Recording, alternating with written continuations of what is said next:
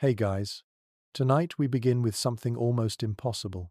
You wake up, and the entire earth is not the place you know. The hum of electricity, the glow of a street lamp, the comfort of walls and windows, all of it has dissolved. The air around you tastes sharper, colder, filled with a damp edge of soil and smoke. The silence is so heavy that you hear your own heartbeat. And then, from far away, a rumble, something alive, something bigger than anything you've seen at the zoo. You probably won't survive this. Not for long anyway, but that's part of the thrill. And just like that, it's the year 300,000 BCE, and you wake up in a world of stone, bone, and firelight. Before you even open your eyes fully, the ground beneath you is rough, pitted with pebbles and hard grasses. Your skin prickles from the night chill, and your breath fogs instantly into the air. The sky above you isn't polluted with the neon haze of cities. It is endless, black and crystalline, each star burning with frightening clarity. You feel small, unprotected, and utterly vulnerable. So, before you get comfortable, take a moment to like the video and subscribe, but only if you genuinely enjoy what I do here. And if you're listening right now, post in the comments where you are and what local time it is as you drift into this story. Now, dim the lights, and let's step into a reality where every movement means survival. You sit upright slowly, brushing off clumps of damp moss. The first breath of this world fills your lungs with a sharp sting. It smells of wood, of animals, of something raw. You scan the horizon, and what you see feels both alien and strangely familiar. A vast plain stretches out, dotted with tufts of tall grasses waving in the morning wind. To your left, a dark forest crouches, filled with shadows that feel alive. To your right, rolling hills where herds move slowly, their shapes massive and hairy. They are not cows, not bison, but creatures with long curved tusks and thick woolly coats. Mammoths. Their sheer size makes you hesitate, your instincts whispering to keep distance. The earth itself feels younger, rawer. The wind cuts harsher. Each sound echoes bird calls sharper, animal growls deeper. You feel, for the first time, what it means to be prey. Historically, archaeologists note that around this time Homo heidelbergensis and early Homo sapiens walked these landscapes, moving in small groups, dependent on one another. They had already begun shaping stone into tools, crude hand axes that split bone and skin. You, however, wake up empty-handed, naked against the wilderness. Curiously, some traditions among later hunter-gatherer societies suggest that waking into the wild each day was like being reborn into uncertainty whether you'd eat, whether you'd survive, whether the world would accept you one more day. It makes sense, doesn't it? Each morning, a gamble. Historians still argue whether fire was truly mastered by humans at this exact point in prehistory, or if many groups still relied on lightning strikes and wild flames. If you're lucky, you might stumble into a tribe that has learned to tend embers. If you're unlucky, you'll spend your nights shivering under the stars, teeth chattering, body at the mercy of predators. You take a step forward. The ground is uneven, cold, slick with dew. Each blade of grass soaks your feet. Insects buzz around your ears, relentless, and without repellent or cloth, you swat helplessly. You remember modern comforts with a pang shoes, a blanket, a pillow, and then laugh bitterly. They don't exist here. All you have is your body, weak compared to beasts, strong compared to nothing. The horizon lightens. The sun begins to rise, though it feels more savage than gentle. There's no filter of smog, no shield of ozone as thick as today. It blazes against your eyes. You squint, stumbling into the day. In this fragile moment, you realize every sound matters. A crunch of grass, a howl in the distance, a flutter of wings. You are naked against a living planet. You pull your body tighter, wishing instinctively for fur. But you are not built for fur. You are built for tools, for mind, for tribe. And as the first hour of this strange awakening continues, you know one thing. The world will not wait for you to adjust. It is already alive, already dangerous, already moving forward. Somewhere behind you, a snarl echoes, deep and guttural. You freeze. Every muscle tenses. The first test has arrived sooner than you wanted. This is life, 300,000 years ago, and it is nothing like you imagined. The first breath of cold air cuts into your chest like a blade. You inhale, cough, and then inhale again, slower this time, careful not to draw too much attention. The morning air here is not gentle. It is raw, stripped of modern softness. There are no exhaust fumes, no faint hum of urban dust. Instead, there is the sharp, metallic tang of wet stone and iron-rich soil. Every inhale feels like you are swallowing the bones of the earth itself. You wrap your arms around your torso, trying to trap what little warmth you have. The chill clings to your skin, sliding along your arms like an unwelcome hand. You are learning quickly. This is a world designed not to comfort you but to test you. Historically, scientists explain that the climate 300,000 years ago was shifting in waves between colder glacial periods and warmer interglacial ones. The air was thinner, the seasons harsher, and survival required adaptation at every turn. Groups of humans migrated with the weather, following animal herds, because staying still meant death. Curiously, some anthropologists note that people today often underestimate how sharp natural air once felt. Without modern buildings or thick clothing, you never escaped the elements. Every gust of wind was a reminder that you were not in control. Historians still argue whether humans at this time had already migrated into the colder edges of Europe or whether they still lingered in warmer regions of Africa. Either way, the reality was the same. No walls, no insulation, no safety net, only skin against air, only bone against earth. You crouch, pressing your palm into the soil. It is damp, sticky, clinging to your skin. The scent rises mud, rot, and a sweetness that comes from plants breaking down. It isn't unpleasant. It is strong, like the planet itself is breathing against you. You lift your hand and see the dirt under your nails, dark and stubborn. There is no soap here, no faucet waiting to wash it away. This dirt is part of you now. As the cold wind brushes your ears, you listen harder. The landscape feels louder when stripped of machines. Birds screech overhead, shrill and raw. In the distance, you catch the low, rolling call of something massive, and it vibrates in your ribs. Then silence again, broken by your own ragged breath. Your body shivers involuntarily, muscles contracting. You think about fire, how warm it would feel, how easily it would chase away this damp cold. But you have no flame, only your breath, steaming in the air, fragile proof of life.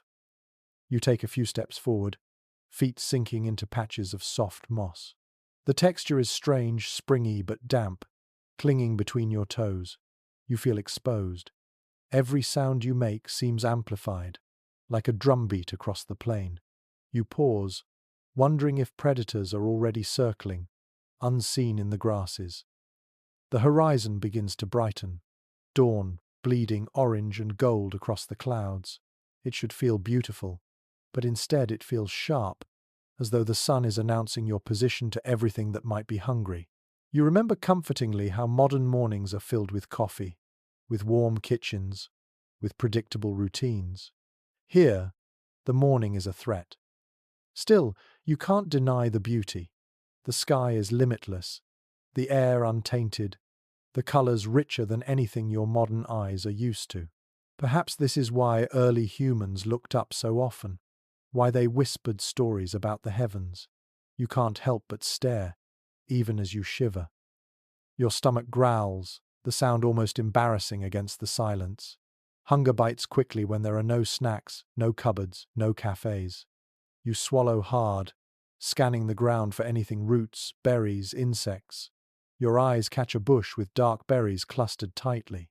You hesitate. Are they food or poison? You don't know. The line between survival and death is thinner than the edge of a blade. You stand still, the wind brushing your face again. carrying with it the smell of wet fur, faint but undeniable. Something large passed here recently. Maybe it is still near. The cold is no longer just discomfort. It is warning. You must move. You must find warmth, food, safety before the air itself takes your strength away. This is not just your first morning in this strange past. It is your first lesson. Here, even the air can kill you. Hunger drives you forward, but the emptiness of your hands makes you pause. Hunting without tools is like trying to grasp smoke. It feels foolish, hopeless. You crouch low in the grass, listening, your bare fingers curling into the soil. Somewhere ahead, faint movement stirs. The rustle of grass, a delicate snap of twigs. Your heart races. The thought rises, food. But then another thought follows, predator. You inch closer, trying to steady your breath. The morning air stings in your nose as you lower yourself to the earth, crawling like an animal. And in many ways, you are one now, a creature stripped of every comfort, clumsy and soft, yet stubbornly alive. Historically, archaeologists note that early humans at this time had already mastered stone hand axes and rudimentary spears. They chipped flint against flint, shaping edges sharp enough to slice hide and muscle. These tools gave them an advantage, though only barely. Without them, survival was nearly impossible. You realize you don't even have a rock sharp enough to cut your own hand. Curiously, some ethnographers describe modern hunter-gatherers who, when deprived of tools, still rely on persistence hunting, chasing prey not with speed or weapons, but with endurance. Humans are not faster than antelopes or deer, but they sweat. They cool themselves while their prey overheats. The hunt becomes a brutal marathon where the animal collapses before you do. Could you run down an animal? Barefoot? Bleeding? With lungs burning? The thought makes you shiver. Historians still argue whether humans 300,000 years ago hunted mostly with coordinated group strategies or if they scavenged more often, stealing kills from lions and hyenas. The evidence shows both. Perhaps you would have been more thief than hunter, waiting for predators to do the work, then sneaking in to snatch scraps. But alone, with nothing, how long before you starve? You creep through the tall grass, knees brushing against stalks that hiss like whispers. The sound grows louder, a soft munching, a grunt. You part the grass carefully and freeze. A wild boar, tusks gleaming, rooting in the dirt. Its hide is thick, its muscles corded, its eyes small but fierce. It would feed you for weeks. It would also kill you in seconds. You hold your breath, the animal oblivious, tearing at roots. You picture leaping onto it, sinking your teeth into flesh, fighting like the beast you are not. The absurdity makes your stomach ache with both hunger and laughter. You are not ready for this. Not yet. The boar lifts its head suddenly, ears twitching. Its nose flares, catching your scent. For a heartbeat, you stare into eyes older than your species. Then it bolts, crashing through the brush, gone like a shadow. You exhale, your chest deflating with both relief and disappointment. Food has escaped, and you remain as empty as before. The morning grows brighter, heat starting to creep into the air. Your stomach gnaws again, louder this time, echoing through your hollow body. You glance at the ground. Ants crawl in a line, carrying fragments of leaves. Your fingers twitch. Could you eat them? The thought disgusts you yet. Maybe this is survival. You pinch one between your nails, its tiny legs wriggling. You bring it close, hesitate, then place it on your tongue. The taste is sharp, acidic, lemon-like. Your face twists, but you swallow. It is small, but it is something. The bitterness lingers in your throat, stubborn as hunger itself. You sit back, staring at your empty hands.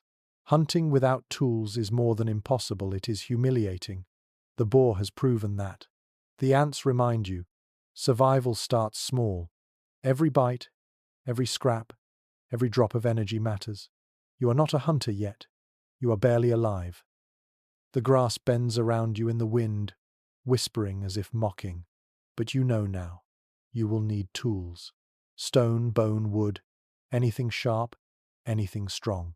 Without them, this world will chew you up and spit you out. You rise slowly, wiping dirt on your thighs. Somewhere beyond the horizon, others like you may already be shaping tools, cutting meat, building fire. For now, though, you are just a hungry shadow, chasing echoes of food through a land that barely notices you exist. The sun climbs higher, and with it comes the realization, without fire, you are nothing more than meat waiting to be eaten. The cold of the night has eased, but in its place rises a new threat. Darkness will come again, and when it does, the world will belong to predators. You need flame, you need light, you need warmth. You wander across the plain, eyes scanning for anything dry enough to burn. The ground offers sticks, brittle grass, fragments of bark. You gather them into a small pile, arranging them the way you've seen in camping videos, though your modern self never had to strike stone for a spark. Your hands tremble as you search for rocks, 2 pieces of flint, ideally. But what you find is rougher, jagged stones with uneven edges. Still, you kneel and begin to strike. Clack, clack, clack. The sound rings out across the still air, sharp and useless. Your palms ache, your fingers redden. Nothing. The silence swallows each strike, mocking you. Historically, archaeologists point out that fire control was among the greatest leaps of early humans. Hearths discovered at sites like Kesem Cave in Israel, dated around 300,000 years ago, reveal that these people already tended flames deliberately. They may not have invented fire, but they knew how to keep it alive, feeding it slowly, carrying embers in bark or bone. Curiously, there are stories from later tribes who believed that fire was stolen from the gods, not created by man. The difficulty you now face explains why. To summon flame from stone feels like calling a miracle into being. Historians still argue whether fire was something every group could spark on their own, or whether many relied solely on natural blazes, lightning strikes, volcanic eruptions, wildfires. If so, humans were less firemakers than fire thieves, running desperately into the smoke to capture glowing branches before the storm swallowed them. You keep striking, sweat dripping now despite the cool breeze. Your breaths shorten, your patience frays. Then the faintest suggestion of dust glowing, a whisper of warmth on dried moss. Your heart leaps. You blow carefully, cheeks puffing, breath shaky. The ember brightens, falters, then dies. The pile is blackened, lifeless. Frustration burns hotter than any flame. You throw the stones, hearing them clatter uselessly into the grass. The earth feels cruel, unwilling to yield even a spark. You close your eyes, resting your head against your knees. Without fire, the night will kill you. You know this as truth.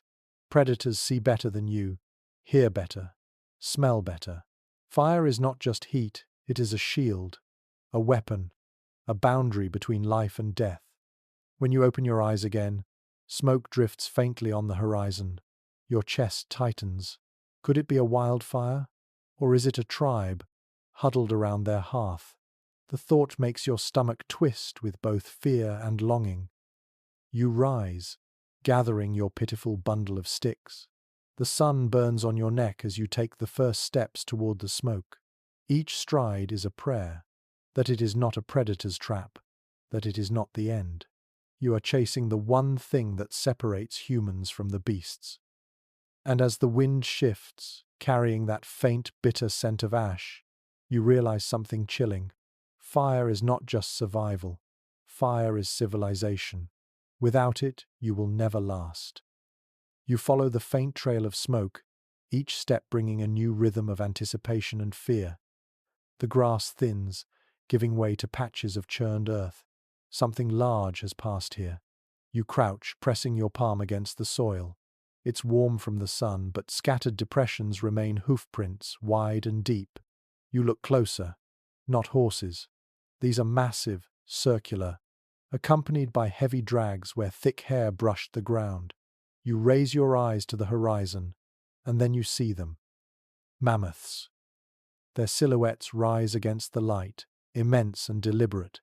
They move in clusters, slow and heavy, each step pressing the earth deeper into memory. Their tusks curve like crescents, ivory arcs glowing pale against the morning. Calves trot between the legs of adults, their squeals high-pitched, their ears flapping awkwardly. The herd grazes calmly, tearing grass with trunks, swaying their heads like ships at sea. Your breath catches. The sight is majestic, surreal. This is not the zoo, not the museum diorama. This is life in scale beyond your comprehension. You feel both awe and terror. One wrong move, and you would be crushed into the soil, forgotten in a heartbeat. Historically, records from fossil sites reveal that humans coexisted with mammoths for tens of thousands of years. Evidence shows that groups hunted them, but rarely. More often, humans scavenged the carcasses, pulling marrow from bones and stripping fat from hides. These animals were walking food stores, but also walking death if you dared too close. Curiously, in Siberian traditions thousands of years later, people believed mammoths lived underground, surfacing only to die. Seeing one alive was thought impossible, and yet here you stand, the ground trembling beneath your bare feet as the herd passes. Historians still argue whether humans at this stage had the organization to hunt mammoths in coordinated groups, driving them into pits or over cliffs. Or were these massive beasts simply too powerful, too dangerous, leaving humans to trail behind like vultures waiting for chance? You remain crouched, heart pounding, as one mammoth swings its head, tusks slicing through the air with casual strength. Its small eye blinks, glancing past you. For a moment, you wonder, does it see you? Or are you just a shadow, insignificant, not worth noticing? The wind shifts, carrying the heavy scent of musk and earth. It clings to your throat, thick and primal. You taste it when you breathe. These creatures own the land in a way no human ever has. Their movements carve the rhythm of the plain. Their presence dominates the silence. Your stomach growls again, cruelly reminding you, these giants are food, or they could be, if you had the numbers, the tools, the courage, but alone you cannot even scratch them. Hunger turns into a new emotion, envy. You watch them tear grass with ease, filling themselves endlessly while you gnaw on emptiness. One calf wanders too far from the herd, its small trunk waving clumsily. You hold your breath. This is opportunity. You picture running forward, latching onto it, dragging it down with your bare hands. The thought is laughable, absurd. The moment you moved, the herd would trample you flat. Still, your imagination lingers. Hunger does that. The herd shifts, rumbling low as they continue onward, away from you. The earth feels quieter without them, almost hollow. You straighten slowly, releasing the breath you'd been holding. The smoke still lingers far ahead, a faint smudge against the pale sky. But now you understand more clearly. You are not the only one who walks this land. You are not the strongest, not the biggest, not the loudest. You are the shadow on the edge, watching giants move like gods. And as you take your next steps, you can't help but wonder, are you their hunter, their scavenger, or just another creature hiding in the tall grass, hoping not to be crushed underfoot? You press on, leaving behind the mammoth's slow thunder. The land begins to change. Grass thins, and the ground dips into softer soil where tree roots begin to claw upward. A forest waits, dark and watchful. Its edges stand like sentinels, trunks close together, branches tangled into a wall of shadows.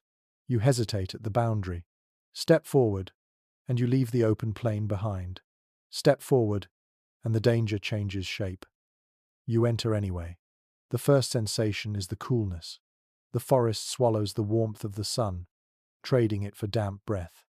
Air presses heavy, smelling of wet leaves, fungi, and the faint sweetness of rotting fruit. Your bare feet sink into a carpet of moss and decaying wood. Every step is a muffled squelch. It feels alive, as though the ground itself is chewing softly beneath you. Historically, forests of this age were dense with oak, pine, and beech in temperate zones. Acacia, and fig in warmer climates. They provided both refuge and danger shelter from the wind, but cover for predators. Archaeological findings suggest humans often lingered at the edges of forests, unwilling to plunge too deep. Light meant safety. Shadow meant teeth. Curiously, later folklore across many cultures treats forests as haunted or enchanted spaces. They were places where the ordinary rules broke down, where spirits lived, and where humans might vanish forever. Stepping here now, you understand why. The silence feels unnatural. The trees creak, and somewhere high above, wings flutter but you see nothing. Historians still argue whether humans at this point relied more on open grassland hunting, or if they were also adept forest foragers. Some scholars believe our ancestors preferred the plains, where vision gave warning. Others suggest the forest offered resources too rich to ignore nuts, berries, bark, and the occasional unsuspecting prey. You crouch low, running your hand across a fallen log. The wood is soft, spongy with rot. Beetles scurry out, antennae twitching. You pluck one, hesitate, then pop it into your mouth. Crunch. The taste is bitter, earthy, with a faint tang of oil. You grimace, but swallow. Protein is protein, and in this world, waste is death. A rustle stops you cold. To your left, the underbrush shifts. You lower yourself slowly, chest close to the damp ground, ears straining. Another rustle, heavier this time. Then, a low growl deep, vibrating through the soil. You freeze, throat dry. Out of the shadows, a pair of yellow eyes gleam. A cave lion. Its shape emerges slowly, muscle rippling beneath tawny fur. It stares at you, and for a moment, time fractures.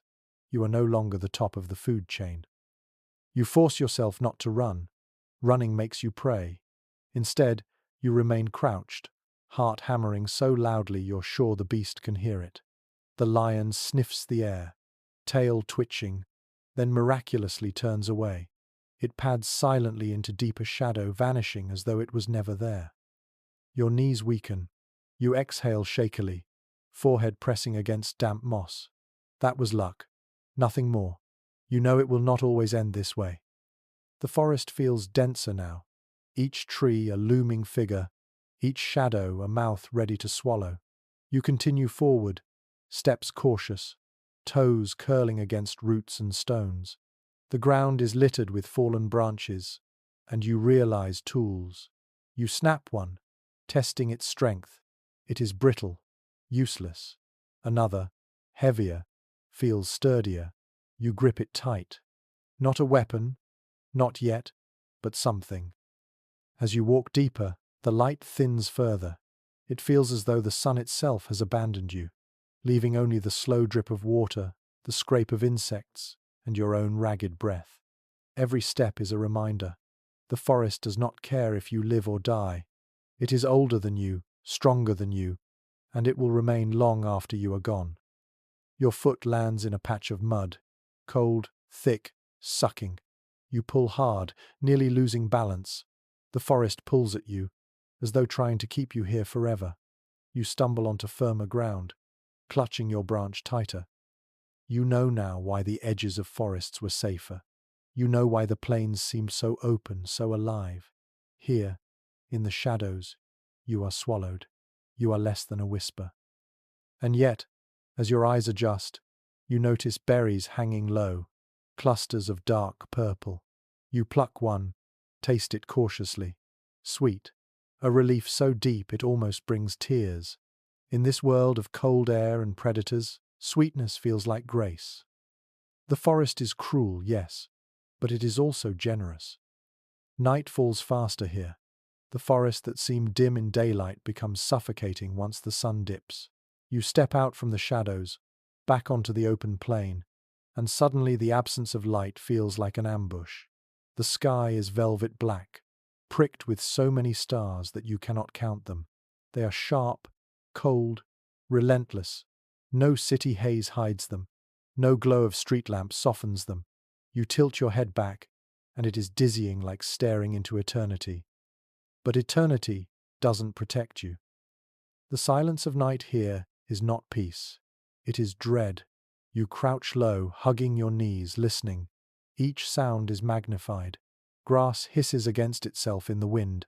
Somewhere far off, a hyena yips, the sound carrying like laughter through the stillness. Closer, a rustle soft, deliberate. You turn your head, eyes straining, but there is only black. Historically, evidence suggests that early humans often feared the night, clustering around fire pits, pressed shoulder to shoulder for safety.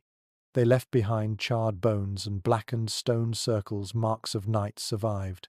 Without fire, many wouldn't see dawn.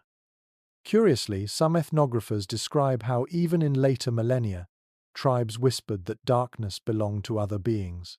Spirits, shadows, hunters of the soul. Night was not empty. Night was crowded, just invisible. Historians still argue whether humans of this era developed regular nocturnal activity or whether they surrendered to the dark, moving only when the moon was full. Some believe our circadian rhythm itself is a leftover adaptation. Sleep at night, survive at dawn. You are beginning to understand why. Your ears twitch at another sound, a growl, low and rising. It vibrates against your chest before you even register it. Somewhere in the black, a predator watches. You clutch your stick tighter, though it feels laughably thin. Your breath slows, shallow, as if even air might betray you. You crouch lower, pressing your cheek to the damp grass. The earth smells of iron and rot. Every nerve in your body tells you to stay still. You picture the lion from earlier, its yellow eyes in the shadows. Perhaps it has followed you, or perhaps it is something else. A pack of hyenas, a bear, something nameless. Minutes stretch.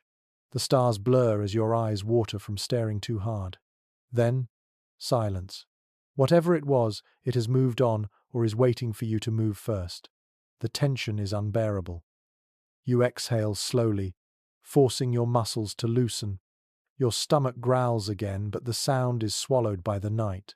Hunger mixes with fear, forming a heavy knot in your gut. You remember warmth, electricity, the hum of a refrigerator, and laugh quietly, bitterly. Here, hunger is your lullaby. You lie back cautiously, the grass cold against your spine. The sky looms above you, endless. The Milky Way glows like a river of frost, and you wonder how early humans interpreted it. Was it a path of ancestors, a bridge of spirits, or simply a mystery too vast to name? Your own modern mind feels the weight of it, like staring into the eyes of something that will never answer. The wind picks up, cool and steady. You shiver, curling tighter. Your branch lies across your chest, a comfort more than a weapon. You close your eyes, but every sound jerks them open again. An owl screeches. Crickets buzz. Something splashes faintly in a stream nearby. You realize how fragile sleep is here. To sleep is to surrender. And yet, exhaustion seeps into your bones. You drift in and out. Images blur. The lion's eyes, the mammoth's silhouettes, the crunch of ants between your teeth, and then silence so deep it feels like a weight pressing on your chest.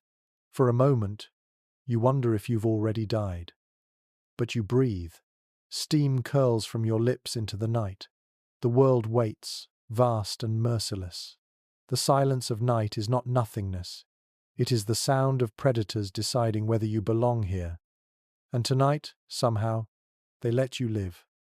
Morning light returns pale and thin, sliding across the plain like a blade. You rise stiffly, body damp with dew, skin prickling from the chill. Your stomach feels hollow, every step echoing with hunger. Thirst gnaws just as deeply, your mouth dry, your lips cracked. Survival whispers louder now. Water. You begin walking toward the faint sound you thought you heard last night. The ground dips slightly, and soon the smell confirms it: damp soil, reeds, the faint sweetness of algae. You push aside tall grasses, and there it is, a narrow stream, winding through the land like a silver thread. Relief rushes through you. You fall to your knees, cupping water in your hands. It is icy cold, sharp against your tongue, but almost instantly you gag. The taste is bitter, earthy, tinged with rot. You spit it out, shuddering. The water looks clear, but the flavor betrays it. Historically, archaeologists note that early humans had to drink from rivers, ponds, or puddles, always at risk. Evidence of parasites and disease found in ancient remains suggests water itself often killed as surely as predators. Curiously, some anthropologists record that in later hunter-gatherer groups, people tested unknown water by first giving it to dogs or waiting to see if animals drank it. The lesson was simple. If animals avoided it, so should you. You glance around now, watching the grasses ripple. No creatures approach the stream. That is warning enough. Historians still argue whether prehistoric humans had knowledge of boiling or filtering water at this time. Some suggest embers were dropped into containers of bark or bone, heating liquid to kill parasites. Others argue that such techniques came much later, and thirst was often endured rather than solved. Your throat aches with dryness, but instinct keeps you cautious. You scoop again, sip smaller this time. The bitterness remains, but you force it down. Each swallow feels like a gamble, a wager against illness. As you sit back, wiping your mouth, movement catches your eye. Across the stream, reeds shake. Slowly a head rises, antlers branching like trees. A deer, slender and graceful, steps forward. Its eyes lock on yours, wide and alert. For a moment, you are both still, sharing the water's edge. Then the deer lowers its head, drinking confidently. Your heart lifts. Perhaps the stream is not as deadly as it first seemed. You drink again, slower now, letting the cold liquid slide down your throat. It soothes, even as the taste lingers like iron. You feel the weight of thirst ease slightly, though hunger still gnaws sharp and merciless. The deer lifts its head suddenly, ears twitching. Its muscles tighten. In an instant, it bolts, vanishing into the tall grass. You freeze, scanning the opposite bank. Then you see it, a shadow moving low, fluid, deliberate. A predator. The deer's flight was not random, it was survival. You sink lower, pressing yourself into the mud. The shadow pauses at the water's edge, just beyond your vision. A faint growl drifts across the stream, then silence. Whatever it is, it knows you are here. You hold your breath, heart pounding so loud it feels deafening. Minutes pass, each one heavy as stone. Finally, the rustle fades. The shadow retreats. You exhale, body trembling. The water saved you, but also betrayed you. It drew predator and prey alike, reminding you that every resource here is contested. You cannot claim anything without risking everything. You dip your hands again, splashing your face, letting the chill wash away some of the terror. Droplets run down your neck, cooling your skin. You sit for a moment, staring at your own reflection in the stream. The face that stares back is mud-streaked, gaunt, almost unrecognizable. You look less like a visitor from the future, and more like the people who belong to this time. Your thirst is dulled for now, but the question remains: how long before this bitter water takes its toll? You rise slowly from the stream, wiping mud from your arms. The morning air feels heavier now, thick with the memory of the predator that prowled only moments ago. You glance over your shoulder, scanning the tall grass. Silence. Too much silence. Then, movement subtle, almost human. At first you think it's the predator returning, but the shapes are upright. Shadows between the reeds. 1, then 2, then 5. A cluster of figures emerging slowly, their eyes glinting in the light. They are not beasts. They are people. You freeze, your chest tightening. Their skin is darker, their bodies lean and scarred by life in this raw world. They wear furs draped across their shoulders, tied crudely with sinew. Their hair is tangled, their faces smeared with earth, their eyes, though sharp, suspicious, calculating. They watch you as a wolf might, weighing whether you are threat, prey, or nothing at all. Historically, archaeologists suggest that humans rarely traveled alone. Bands of 20 to 30 individuals move together, sharing work, raising children, protecting one another.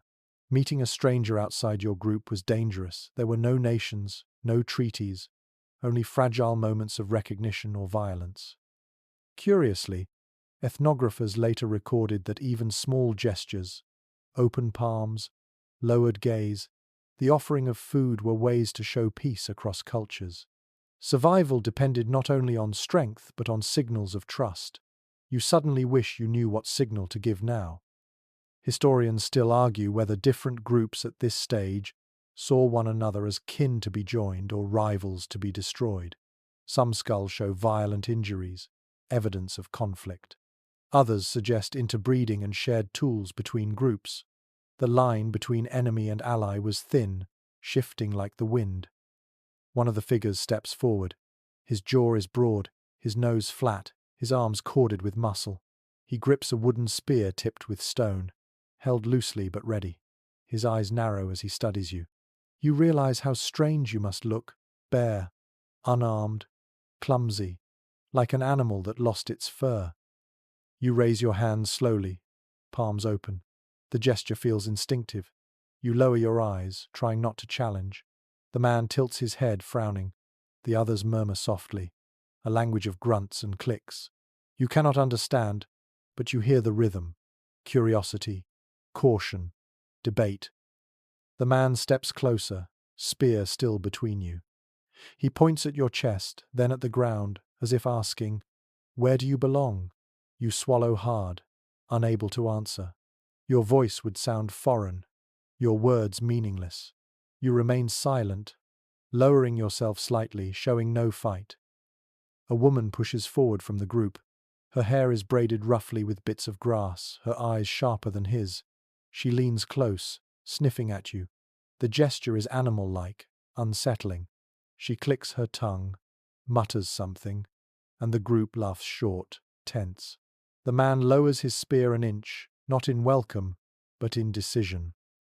They circle you slowly, their movements coordinated, practiced. You are the outsider, the intruder, and they are deciding what to do. Your heart hammers as you imagine the spear plunging into your chest, your body left beside the stream. But instead, the woman crouches, picks up a clump of mud, and smears it across your arm. The group murmurs again. A test? A mark? You don't know.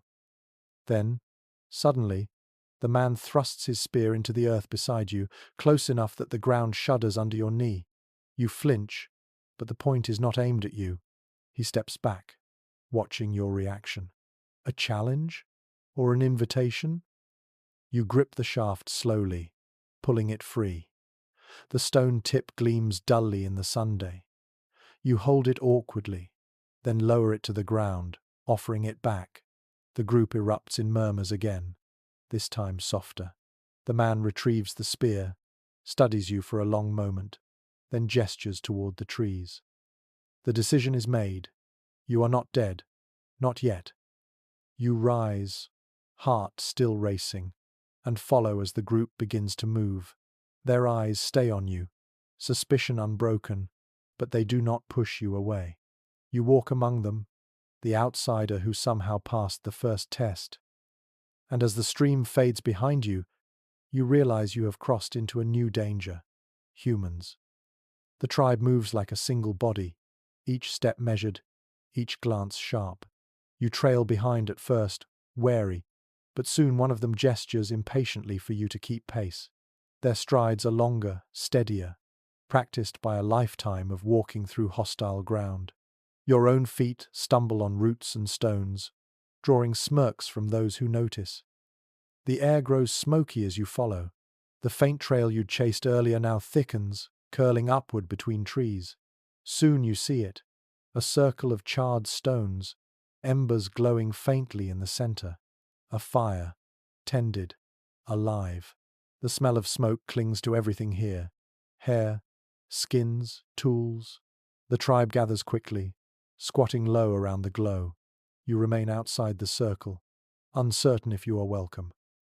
The woman who marked you with mud earlier tosses something onto the coals. It sizzles, the smell of fat rising into the air. Your stomach twists violently. You lean forward, eyes drawn to the prize. Strips of raw meat, dark and dripping, are being cooked in the most primitive sense. Not roasted, not spiced, but simply exposed to heat until chewable. Historically, evidence shows that by this time humans were consuming meat both raw and cooked. Fire pits with animal bones, cracked for marrow, suggest that fire wasn't just warmth, but also a tool to soften flesh, to make it safer, to stretch survival. Curiously, some anthropologists record that in later cultures, sharing food was the act that defined community. Eating together was more than nourishment. It was a contract of trust. To receive food from a tribe meant you belonged, at least for a while. Historians still argue whether strangers were ever truly accepted into groups at this stage. Skeletal remains hint at both inclusion and exclusion. Healed injuries suggesting care within tribes, but also skulls cracked open, perhaps the fate of outsiders. Your own survival now may rest on a piece of meat. The man with the spear tears a strip from the fire, still half raw, juices running down his wrist. He chews loudly, eyes never leaving you. Then, after a long pause, he tosses a piece toward your feet. The tribe watches. You hesitate only a moment. Hunger devours pride. You snatch the meat, biting into it. The taste is wild, metallic, tougher than anything you've known. Blood coats your tongue, salty and thick. You gag slightly, but force yourself to chew, to swallow. Warmth spreads through your body not just from the fire, but from the food itself. Energy returns, faint but real. The tribe murmurs, nodding. The woman laughs softly, tossing you another piece. This one is less cooked, more raw. You chew anyway. The texture stringy, the fat clinging to your teeth. You don't care. Hunger overrides disgust. Smoke curls around you, seeping into your skin. The fire crackles, popping softly as grease drips onto embers. For the first time since you awoke in this alien past, you feel the faintest thread of belonging. One child creeps closer, wide-eyed, staring at you. His hair is matted, his cheeks smudged with ash.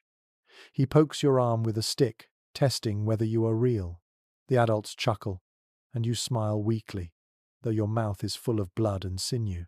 The child retreats, but not far. Curiosity wins over fear. You lean closer to the fire, feeling its warmth wash over your chilled skin. The heat bites almost painfully, but you welcome it. This is survival. Fire, food, humans, three forces braided together. Alone, you would be nothing. Here, you might endure. Still, suspicion lingers in their eyes. You are not one of them. Not yet. The meat in your mouth is both gift and leash. To refuse would have been insult. To accept binds you. As night creeps in again, the tribe draws closer to the flames. Bodies press against one another for warmth. You remain on the edge, staring into the fire, chewing the last of your meat slowly. The taste will haunt you, but so will the relief. The tribe has not killed you. They have fed you, and in this world, that is the closest thing to mercy you will find. The fire crackles low, embers pulsing like the heartbeat of the tribe. You sit near its edge, trying to blend in, though your body language betrays you.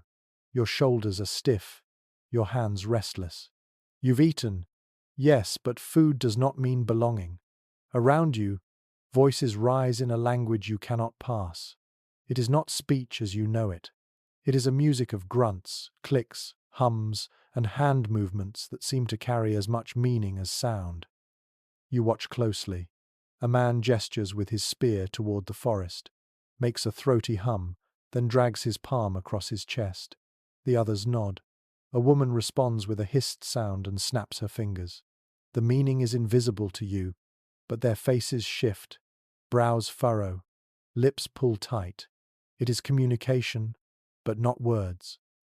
Historically, scholars note that 300,000 years ago, human language may not have existed as we understand it. Theories suggest complex communication through gestures, expressions, and vocal tones rather than structured grammar. Groups survived because they could share warnings, coordinate hunts, and comfort children without words. Curiously, some anthropologists studying modern hunter-gatherers observed that silence itself carried meaning. A glance, a posture, the way a hand hovered, these were as loud as speech. Watching the tribe now, you see that same rhythm. Silence, gesture, sound, a language made of everything but words. Historians still argue whether spoken language had already begun to emerge in primitive form, or if it was still centuries away. Did these ancestors carry the first sparks of story in their throats, or were their tales still locked in their hands and eyes? You can't know. You can only listen and fail to understand. The woman who smeared you with mud earlier turns suddenly, fixing her eyes on you. She raises her hand, palm out, and lets out a short hum, a question. You mimic the gesture, raising your palm. The tribe chuckles, but not cruelly, more like parents watching a child fumble with tools. Encouraged, you try more. You point at the fire, then tap your chest.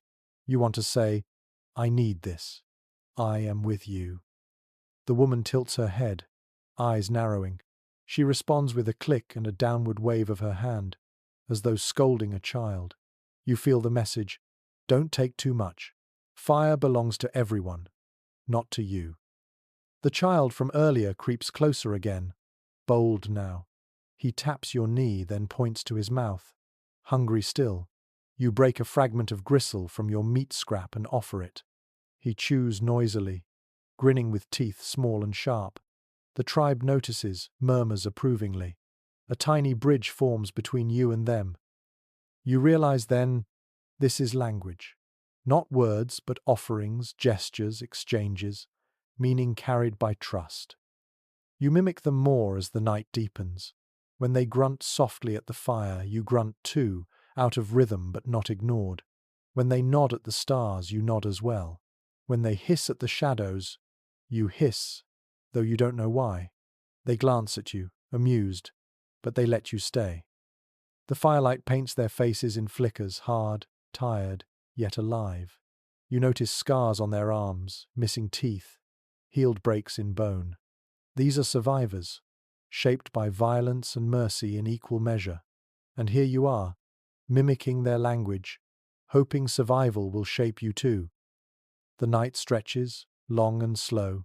No predators approach. Perhaps the fire keeps them back. You sit until your eyes blur, your body sinking into weariness. The tribe quiets, one by one, their heads lowering onto arms and furs. Only the embers glow, whispering faintly against the silence. You curl yourself tightly, the dirt cold beneath your back.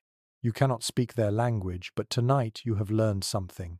Communication is not always words. It is presence. It is acceptance. It is the small miracle of being allowed to sit beside the fire instead of left alone in the dark. And in this world, that is enough. Morning creeps in, soft but relentless. The embers of the fire glow weakly, their heat fading. Around you the tribe stirs, stretching limbs, yawns that sound more like growls, the rustle of fur being adjusted. The woman who marked you with mud rises first. She reaches for a bundle near the fire, an animal skin, stiff with use, and shakes it out. From within, she pulls long slivers of bone, polished to sharp points. She threads them through a strip of sinew, her hands deft, practiced. You lean closer, curiosity overriding caution. She pierces a piece of hide with one of the bone needles, pulling it through with a tug. The hole closes as the sinew tightens. You blink. Clothes, crude but functional, born from death itself. Historically, archaeologists have found bone needles dating back tens of thousands of years, though some suspect their origins stretch even further. Such tools allowed humans to stitch skins together, turning cold corpses into warmth, turning scraps into survival. Without them, winter would have meant extinction.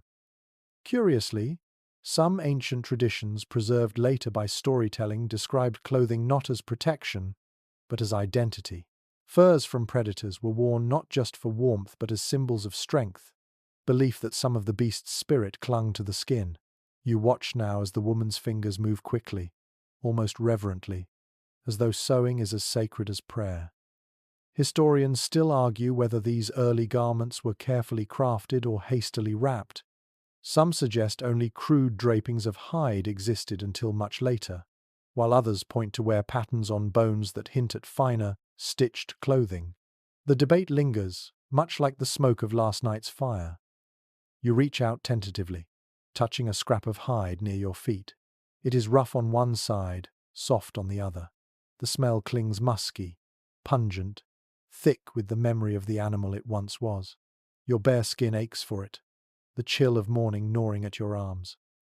The woman notices your interest. She lifts one of the smaller scraps, frowns, then tosses it toward you. You catch it clumsily, surprised. She gestures, wrap it around yourself. You obey, draping it awkwardly across your shoulders. The hide clings damply, but the difference is immediate. Warmth, protection, belonging, in the smallest degree. A man beside the fire sharpens a stone against another, flakes flying. The sound is harsh, metallic, rhythmic. He tests the edge with his thumb, nods, then ties the blade to a wooden shaft using sinew, a spear, reborn. Another member of the group pulls strips of sinew with her teeth, stretching them taut before binding. Tools are everywhere here, born not from industry but from desperation and skill. You realize, watching, that everything in their world comes from something's death. Fur from animals, bone into needles, sinew into thread, stone into blades. Nothing wasted, everything repurposed. The child who had tested you last night toddles closer again, clutching something. He thrusts it toward you, a fragment of bone, sharpened crudely. A gift, or a joke, you're not sure. The others laugh, low and knowing. You take it, turning it in your hand. The point is dull, but it is still more than what you had yesterday. You nod, and the child beams, darting back to his mother. The tribe begins to prepare for movement. Furs are tied, tools gathered, meat scraps packed into skins. No one lingers. They are always ready to move, always ready for the land to demand migration. You stand, clutching the hide tighter around yourself, feeling less naked than before. As they walk, you follow, your feet brushing against dirt and root. You no longer feel entirely like an intruder. Still a stranger, yes. Still fragile, yes.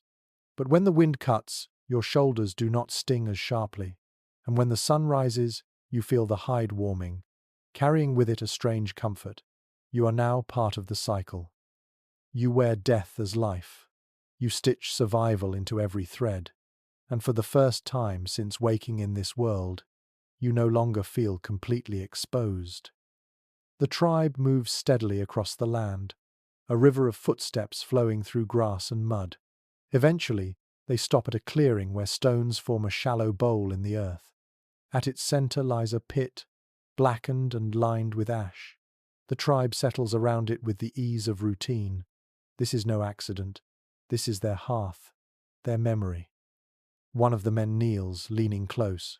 He blows gently into the pit. Thin wisps of smoke rise, faint but alive. From the embers buried deep, the fire answers. Orange tongues flicker to life, slow and hesitant, then stronger as he feeds it dry grass and twigs.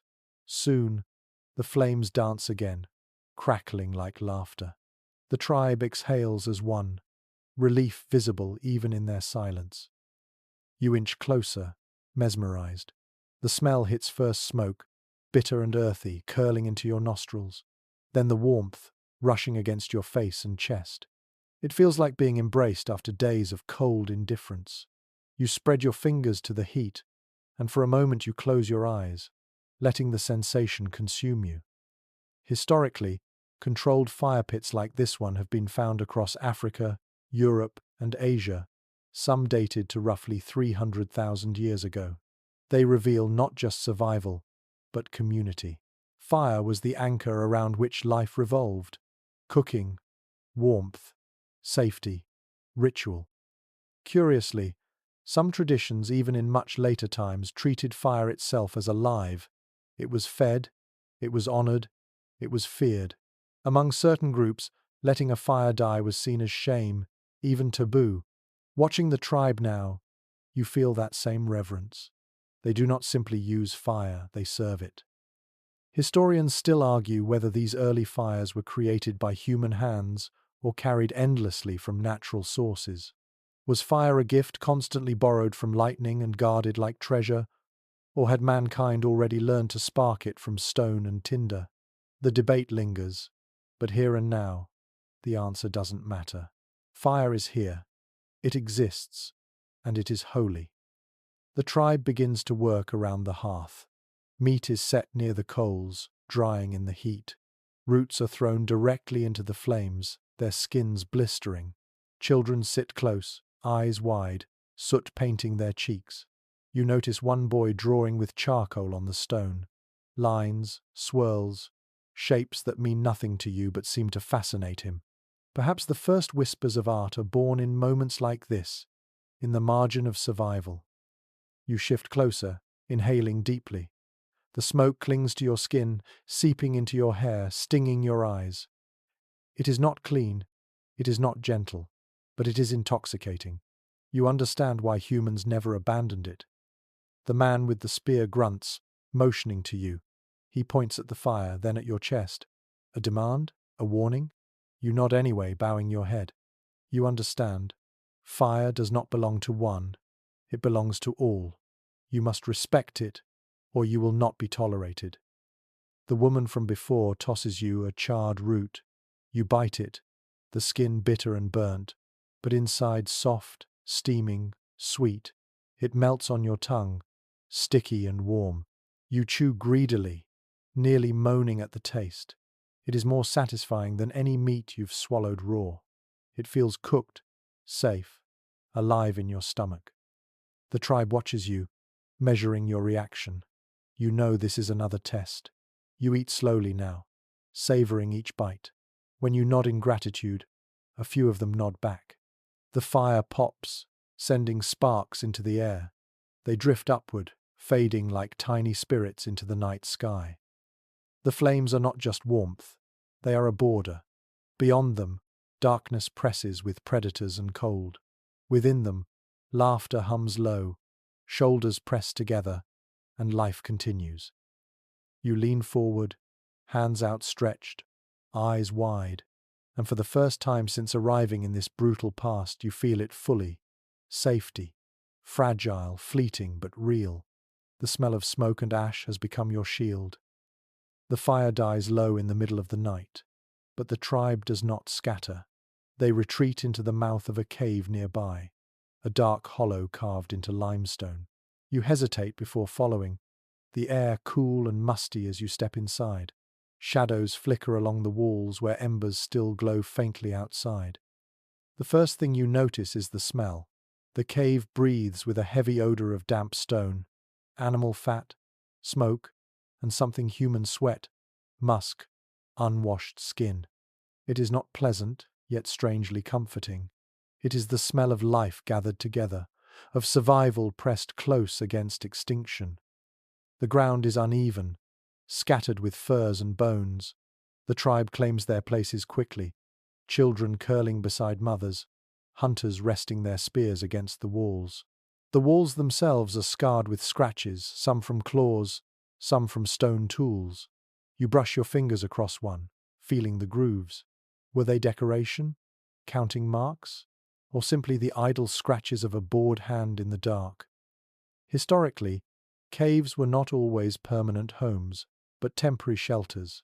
Archaeological evidence shows that groups often moved between caves and open camps, depending on season and resources.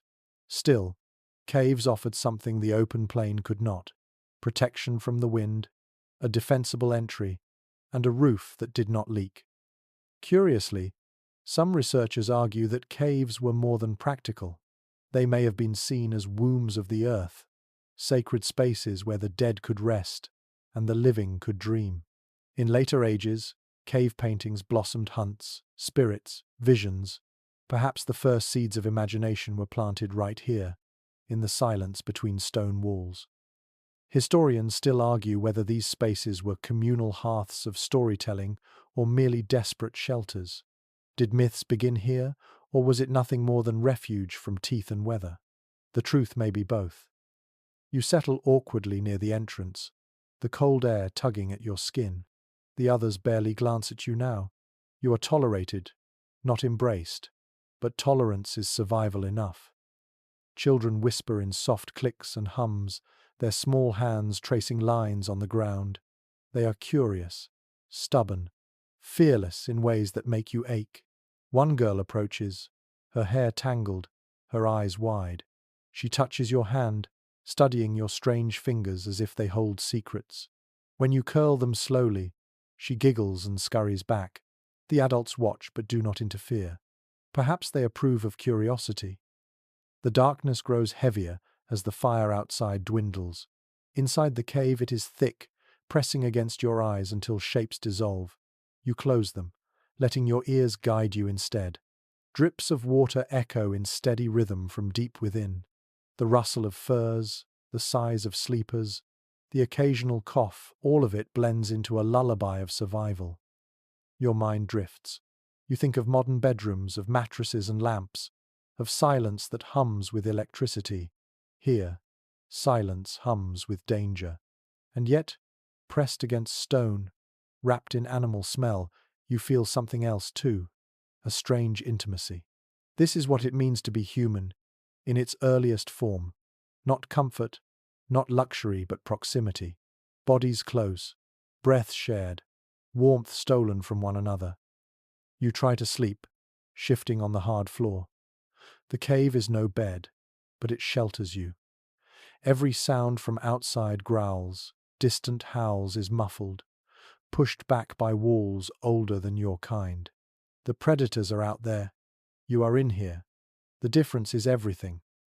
A sudden shriek pierces the night. A child cries out, woken by a nightmare. His mother soothes him with a low hum, rocking him gently. The sound reverberates through the chamber, soft and melodic. It is not a song, not yet, but it is something. Comfort made sound. You feel it seep into you too, easing the sharp edges of fear. You realize then, children are the most fragile, yet they anchor the group. They are the reason fires are kept alive, the reason caves are sought, the reason food is shared. You are not watching survival alone, you are watching continuity.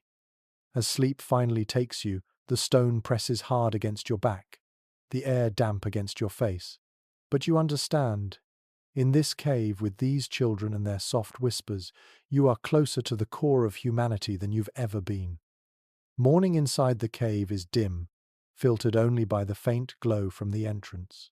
The tribe stirs slowly, stretching, groaning, rubbing smoke from their eyes. The air is thicker here, heavy with breath and ash. You step outside for relief, and the light of dawn blinds you for a moment. Mist hangs low over the plain, and dew clings to every blade of grass like tiny shards of glass. The world looks quiet, too quiet. A few of the tribe remain behind in the cave, tending children, but the others gather stones and sticks, carrying them to a flat patch of ground just beyond the entrance. You watch as they begin to stack rocks in a deliberate pattern, small mounds forming a rough circle. At the center lies a shallow hole, dug with their hands, lined with ashes. You know instantly what this island, a burial. You freeze, uneasy. The body is carried out on a skin, stiff and pale in the cold air. It is a man older than the rest, hair grey, his chest sunken, lips cracked. His eyes are closed, whether by others' hands or by death itself you can't tell. The group lays him gently in the pit, surrounding him with stones. Historically, archaeologists debate whether burials this old were ritual or practical. Graves dating to roughly 300,000 years ago suggest deliberate placement, sometimes with stones or tools left alongside the dead. Some argue it was convenience, keeping scavengers away. Others insist it shows the beginnings of symbolic thought, respect for the dead, recognition of identity beyond breath. Curiously, ethnographers later recorded that in many cultures, The act of burial was not about the body but about the living. It reminded the tribe that life continued, that the dead still walked with them in spirit. Watching now, you sense the same weight. This is not just disposal, this is remembrance. Historians still argue whether these early burials carried spiritual meaning, or if we impose modern interpretations onto them. Was this grief or instinct? Did these people whisper prayers, or did they simply cover flesh to stop the smell? No one knows. The woman who gave you hide earlier kneels by the pit. She places a small stone beside the man's hand, polished smooth by river water. An offering, perhaps. Others follow, dropping fragments of bone, shells, even a scrap of fur. Each gesture is quick but careful. You realize they are giving him pieces of life to take into death. You stand still, the weight of the moment pressing into your chest. This man is gone, but in this act, he becomes more than just a body. He becomes memory. One of the children cries softly, clinging to his mother's leg. She hushes him, but her own eyes shine wet. The group covers the body with earth and stone until only the mound remains. Then they sit in silence. Not long, just enough for the moment to settle. You feel something stir inside you, a recognition. Death is not new to you, but here it is raw, stripped of rituals you know, no coffins, no prayers, no hymns. Just earth on flesh, stone on memory. And yet, the meaning is the same. To bury is to honor, to mark that someone lived. The tribe rises slowly, brushing soil from their hands. They move on as if nothing happened, their steps steady, faces hard. Survival demands it. Mourning cannot linger too long when predators circle and hunger bites, but you know they will not forget. Not entirely. You linger a moment, staring at the mound. The stones sit heavy, cold. You place your palm against one, the chill seeping into your skin. No one stops you. Perhaps they even understand. Then you turn to follow, the burial pit shrinking behind you. The tribe walks onward, children tugging at mother's furs, hunters scanning the horizon. Life continues, always forward, always moving.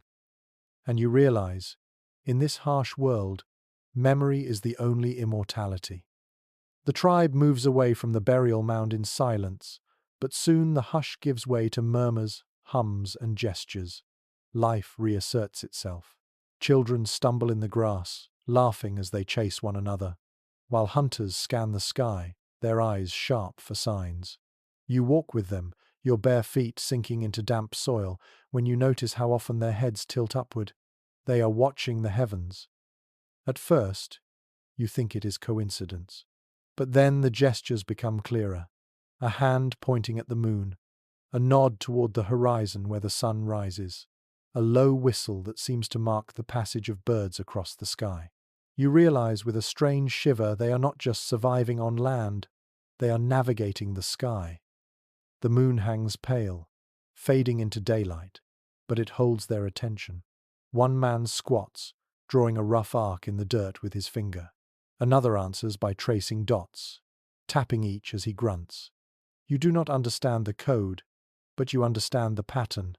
They are reading time in light. Historically, scholars suggest that early humans used celestial bodies long before formal calendars. The stars, the moon, and the sun guided migrations, hunts, and seasons. The heavens were the first maps, written across darkness. Curiously, many later cultures preserved stories of ancestors reading the night sky before written words existed. Constellations became hunters, animals, gods. Perhaps this tribe is planting the earliest seeds of myth with each gesture upward. Historians still argue whether humans 300,000 years ago had cognitive capacity to track celestial cycles, or if this knowledge came much later. But evidence of aligned stones, bones carved with lunar notches, and migration patterns suggests an awareness deeper than we once assumed. You lift your own gaze, trying to see what they see. The sky is vast, endless, overwhelming, yet the tribe looks at it with familiarity, as though it is not mystery but memory. The stars are not questions, they are answers.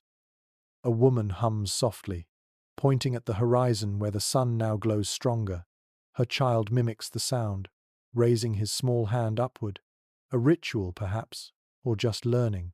Either way, the sky becomes teacher. As the day stretches, the tribe continues to use the heavens as silent guide. When they stop to rest, their eyes still glance upward, measuring shadows, tracing arcs of light. You feel strangely humbled. In your own time, machines map the cosmos. Satellites chart the stars. But here, the naked eye and a patient mind are enough. Later, as dusk falls again, the stars ignite one by one. The tribe gathers close to the fire. A man points upward, then draws lines in the air, connecting stars. Others follow, clicking and grunting, a rhythm that feels like story. You cannot follow the meaning, but you know the intent. These lights are more than distant fire. They are companions, guides, ancestors. The child who gave you the bone fragment last night tugs your hand, pointing at the same stars. His eyes shine with wonder, his mouth forming sounds you do not understand. You nod anyway, tracing your own line in the sky with your finger. He laughs, claps, and imitates you. In that moment, you share something across centuries, the human act of staring into the heavens and finding meaning. The night grows colder, but the stars burn brighter, shimmering like frost scattered across black velvet. The tribe huddles together, fire at their center, sky above their heads. Between flame and stars, they are safe, at least for now. You close your eyes, the crackle of wood and the hum of voices lulling you, and as you drift, you realize something profound. Humans have always looked upward. Before books, before nations, before history itself, the first stories were written not in words, but in stars. The fire burns low, sparks rising into the black canopy of night. Around you, the tribe hums softly, a rhythm that pulses like breath. Children curl against their mothers. Hunters sit with eyes half-lidded, yet no one is fully asleep. Instead, they begin to speak, not in words, but in something older. A mixture of hums, grunts, clicks, and sweeping gestures. At first it seems random, but soon you notice the rhythm. This is not chatter. This is story. A man leans forward, his face half lit by flame. He raises his arms, sweeping them wide like the curve of tusks. His voice deepens, growls rumbling in his throat. The children gasp, eyes wide, as he stomps the ground to mimic the thunder of mammoths. Another joins in, making hissing sounds, weaving fingers like tall grass. The story unfolds without language, yet you feel it. The hunt, the chase, the fear. Historically, anthropologists believe storytelling began long before structured speech. Gesture, rhythm, mimicry. These were the first tools to pass memory. Fire was the stage, the night, the backdrop, the tribe, the audience. Stories were not entertainment. They were survival manuals, warnings disguised as wonder. Curiously, some traditions, even in much later times, believed that every spark from the fire carried a tale skyward, where ancestors could hear it. Watching now, you wonder if these early storytellers felt the same, that to speak by fire was to echo into eternity. Historians still argue whether such performances were ritual, teaching, or play. Did they preserve knowledge of hunts?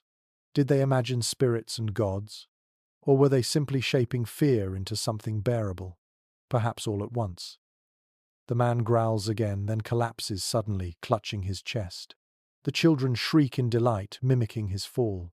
A woman follows, sweeping her arms to mimic wings, her voice high and shrill. She becomes an eagle, swooping above the mammoths. The tribe laughs, their faces glowing in the flicker. Even you cannot help but smile. You understand without understanding. Story crosses time without words. One child, emboldened, grabs a stick from the fire and waves it like a torch. Sparks fly, and the others clap, grunting approval. The stick becomes a spear, the child a hunter, his squeals a parody of bravery. He lunges toward the mammoth man, striking his side. The man collapses with theatrical groans, rolling in the dirt. The tribe erupts in laughter, their voices sharp and joyful. You realize you are watching more than survival. You are watching imagination. In this harsh world, they still create. They still laugh. They still turn fear into play. The woman who marked you with mud earlier catches your gaze. She points at you, then at the fire. The message is clear. Your turn. The tribe looks at you expectantly. Panic tightens your chest. What story can you tell without their language? You glance at the flames, then lift your arms slowly, imitating the wings of a bird. You let out a high screech, wobbling your hands as though soaring. The tribe watches, silent for a moment. Then, laughter bursts like sparks. Children mimic you, flapping their arms wildly. The woman grins, nodding. You have given them story. Crude, yes. Clumsy, yes. But story all the same. The night deepens. Sparks drift upward. Voices soften. The stories fade into hums, low and rhythmic, like chants. You lie back, staring at the stars, listening to the fire pop and the tribe breathe as one. You realize something profound. Myths are not born from temples or books. They are born here, in the glow of fire, in the laughter of children, in the growls of hunters who turn memory into meaning. You close your eyes, the echo of their story still vibrating in your chest. And you know, this, right here, is the first theatre, the first scripture, the first dream. Dawn bleeds into the sky, streaks of orange and violet painting the horizon. The tribe is already moving, gathering their meager belongings with quiet efficiency. There is no lingering. In this world, to stay too long in one place is to invite hunger and death. You follow, your hide draped clumsily across your shoulders, your feet raw but steady. The rhythm of the walk is hypnotic. Step, breath, crunch of grass. Step, breath, crunch of grass.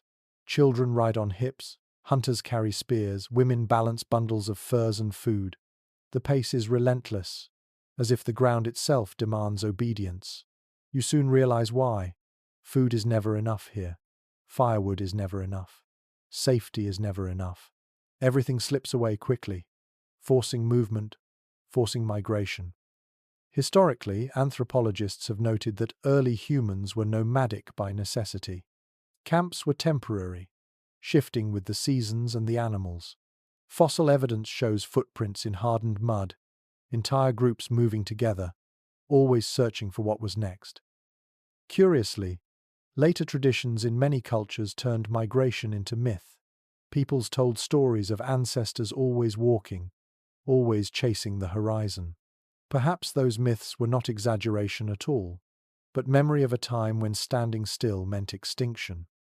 Historians still argue whether groups like this migrated on fixed routes, following familiar rivers and herds, or whether they wandered unpredictably, driven only by instinct and chance.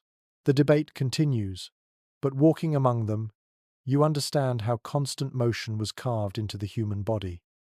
The land unfolds in waves before you, rolling plains, scattered trees, glimmering streams. Each step feels both endless and necessary. Your stomach growls, and you notice hunters scanning the distance, their eyes sharper than hawks. When a faint trail of dust rises far off, they grunt and gesture. A herd. The pace quickens. You stumble to keep up. The grass slaps against your thighs, the sun burns your shoulders, sweat runs down your face, stinging your eyes. Yet the tribe never falters. Even children, carried or not, endure without complaint. Their bodies are hardened to this rhythm, their spirits shaped by it. At midday, the group stops near a small grove. Furs are spread on the ground, meat is shared sparingly. You receive a strip dry, sinewy, barely chewable. Still, you gnaw gratefully, swallowing each stringy bite as if it were a feast. The others eat without ceremony, their eyes always on the horizon.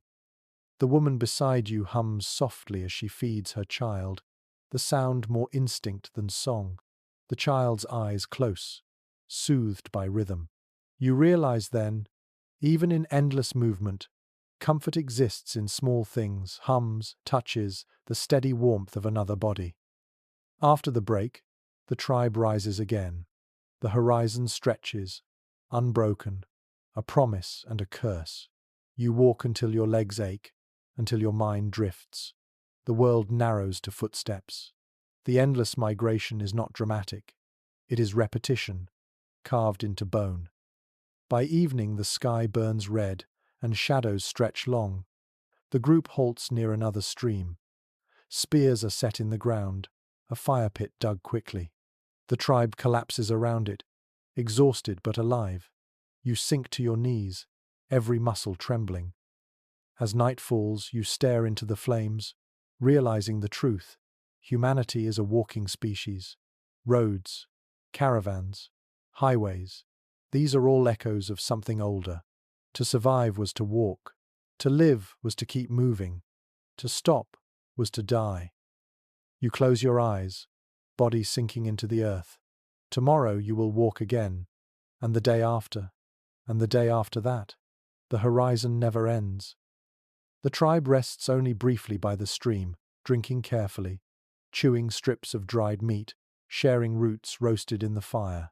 The water here tastes cleaner than the last place, fresher, but no one lingers. You see it in their eyes, the same tension you felt yesterday. Water is life, but water is also danger. Predators drink, too. The hunters rise first, spears in hand. One points downstream, his expression sharp, alert. You follow, your stomach tightening as you hear it, the rush of deeper water. Soon, the trees part to reveal a wide river, its current swift and unforgiving. Foam gathers around jagged rocks, and branches whirl in the flow. To cross it looks impossible, yet the tribe does not hesitate. Historically, evidence suggests early humans crossed rivers during migrations, often at great risk. Fossil sites near waterways reveal drowned remains, suggesting many did not survive. Yet rivers were unavoidable. They offered fish, fertile ground, and pathways through the land. Curiously, some later traditions described rivers as thresholds, barriers between the living and the dead, or between tribes and spirits. Watching now, you understand why. The river feels like a boundary drawn by nature itself. To step into it is to gamble your life. Historians still argue whether early humans built rafts or used only shallow crossings. Some point to traces of ancient wooden structures. Others insist that rafts would not appear for many millennia. For you, right now, there is no raft. Only the water, loud and merciless. The tribe begins preparing. Skins and bundles are tied tightly, slung high on backs. Mothers lift children onto shoulders. Hunters probe the edge with spears, testing the depth. The water swirls, tugging greedily at anything that dares enter. The first man steps in. The current nearly sweeps his legs away, but he leans into it, gripping a spear for balance. One by one, the others follow. You hesitate at the edge, the roar of the river deafening. Then a shove between your shoulder blades, firm, insistent. Go. Cold seizes you instantly, biting into your bones. The water surges against your thighs, dragging, pulling. You stumble, arms flailing, before finding balance. Around you, the tribe moves carefully, each step deliberate. Children cling to mothers' necks, eyes wide with terror. A hunter grips your arm briefly, steadying you, then releases without a word. Halfway across, the current grows stronger. Your foot slips, and the water swallows your leg. Panic surges. You lunge for a rock, fingers scraping against slick stone. For a moment, you hang there, gasping, certain you'll be dragged under. But then you push, forcing yourself upright again, chest heaving, eyes wide. The tribe keeps moving, never stopping, never waiting. Survival here is not patience, it is momentum. Finally, you reach the far bank. You collapse onto the mud, coughing, body trembling from the cold. The tribe barely pauses.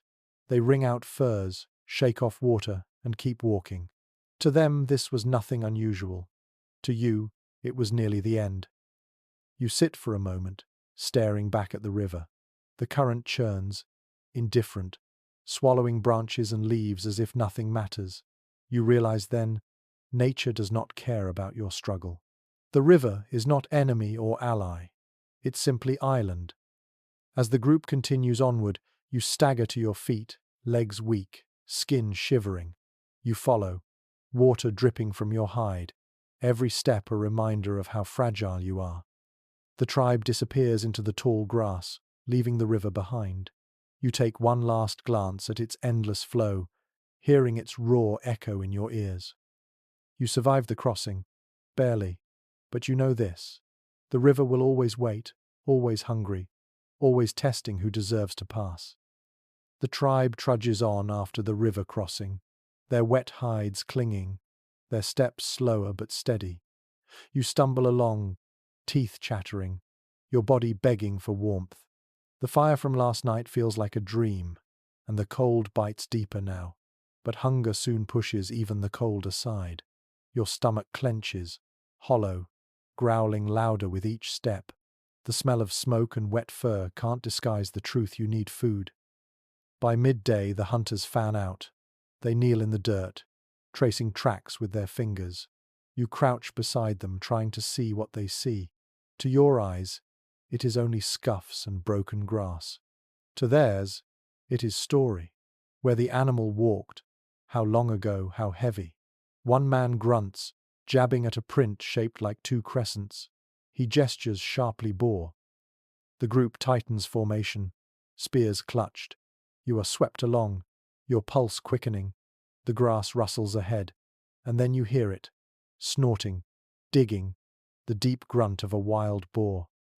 Historically, archaeologists suggest that boar and deer were common prey for early humans, though far more dangerous than modern livestock. Their tusks could disembowel, their charges could scatter hunters. Yet they were valuable meat, hide, bone, sinew. Curiously, some later traditions saw the boar as sacred, a symbol of ferocity and courage. To kill one was not just a hunt, but a rite. Watching the tribe now, you sense that same weight. Their bodies tense, their eyes narrow, not playful, not casual. This is life and death. Historians still argue whether early hunts were coordinated with complex strategy or chaotic bursts of desperation. Some evidence shows groups driving animals into traps or toward cliffs. Others suggest ambushes born of instinct. What you are about to see is no reconstruction, it is the truth. The hunters spread, circling. One child is pulled back by his mother, silenced with a hand over his mouth. The air grows thick, every breath measured. Then movement. The boar bursts from the brush, tusks flashing, hide bristling. It charges, earth shaking beneath its hooves. The first spear flies, striking its shoulder. The boar squeals enraged and lunges at the hunter. He dives aside as another spear drives into its flank. Blood sprays, hot and metallic, spattering the grass. You freeze, heart hammering. The sound is deafening. Screams, grunts, squeals. The ground shakes with violence. One man is knocked down, tusk grazing his thigh. He howls in pain, clutching his leg. Another hunter leaps forward, plunging his spear deep into the boar's side. The animal thrashes, froth bubbling from its mouth. The tribe closes in, stabbing, shouting, until finally the boar collapses, trembling, then still. The silence after is sharp, almost sacred. The hunters pant, blood dripping from their arms. The wounded man groans but lives. Children peek from the grass, eyes wide. The boar lies on its side, massive and still, its hide torn, its blood pooling into the soil. You step closer, the smell hitting you thick, musky, suffocating. Your stomach twists, both in revulsion and hunger. The woman gestures to you, thrusting a stone shard into your hand. She points at the carcass. Help! Your fingers tremble as you crouch beside the animal. The hide is coarse, tougher than you expected. You press the shard down, sawing clumsily. The others work quickly, practiced, stripping flesh with efficiency. Soon, steam rises from the meat, and fat coats your hands. The smell overwhelms you, but your hunger wins. A strip is tossed onto the fire. It sizzles, curling, dripping grease into the flames. You take a piece, biting. The taste is wild, pungent, gamey. It clings to your teeth, fills your mouth with iron. Yet as you swallow, warmth spreads. The ache in your belly dulls. The cold loosens its grip. The tribe eats together, blood still fresh on their hands, faces smeared with grease. The wounded man is tended, his wound washed with water, packed with crushed leaves, wrapped in hide. He wince but endure. You sit among them, chewing slowly, realizing what you've witnessed. A hunt not just for food, but for survival as ritual. The boar's death binds the group tighter. Each scar, each bite, each drop of blood is shared. You lick the grease from your fingers, the taste lingering. For the first time, you feel the strange mix of fear and triumph that must have defined their every meal. Here, food is never guaranteed. Every bite is victory. Every bite is a reminder that tomorrow you might not eat at all. The fire smoulders with the scent of roasted boar still clinging in the air. You sit among the tribe, chewing slowly, when your eyes drift towards something different, a glance exchanged between two figures. A young man and a woman, both lean, both scarred from the hunt. Their eyes meet over the flames, linger, then break apart quickly. You recognize it instantly. Even here, in this raw and brutal world, there is love or something close to it. You watch them subtly. The man edges closer as meat is passed around, offering her the choicest cut, richer with fat. She accepts without a word, but the flicker of her eyes says more than speech could. Later, when the children are curled asleep near the embers, he touches her hand briefly, quickly, as if the gesture itself is dangerous. And maybe at Ireland. Historically, anthropologists note that pair bonds were already emerging by this period. Mating was not only instinct but strategy. Bonds created alliances, ensured care for children, and reduced conflict within groups. The concept of family as we know it may have begun in such furtive glances and subtle gestures. Curiously, some later traditions celebrated love not as romance but as survival. A partner was not chosen for poetry or beauty, but for endurance, for strength, for the ability to carry firewood and meat. Watching this pair, you see both. Tenderness hidden within necessity. Historians still argue whether relationships at this time were exclusive, or if bonds shifted fluidly depending on need. Did jealousy exist? Did loyalty?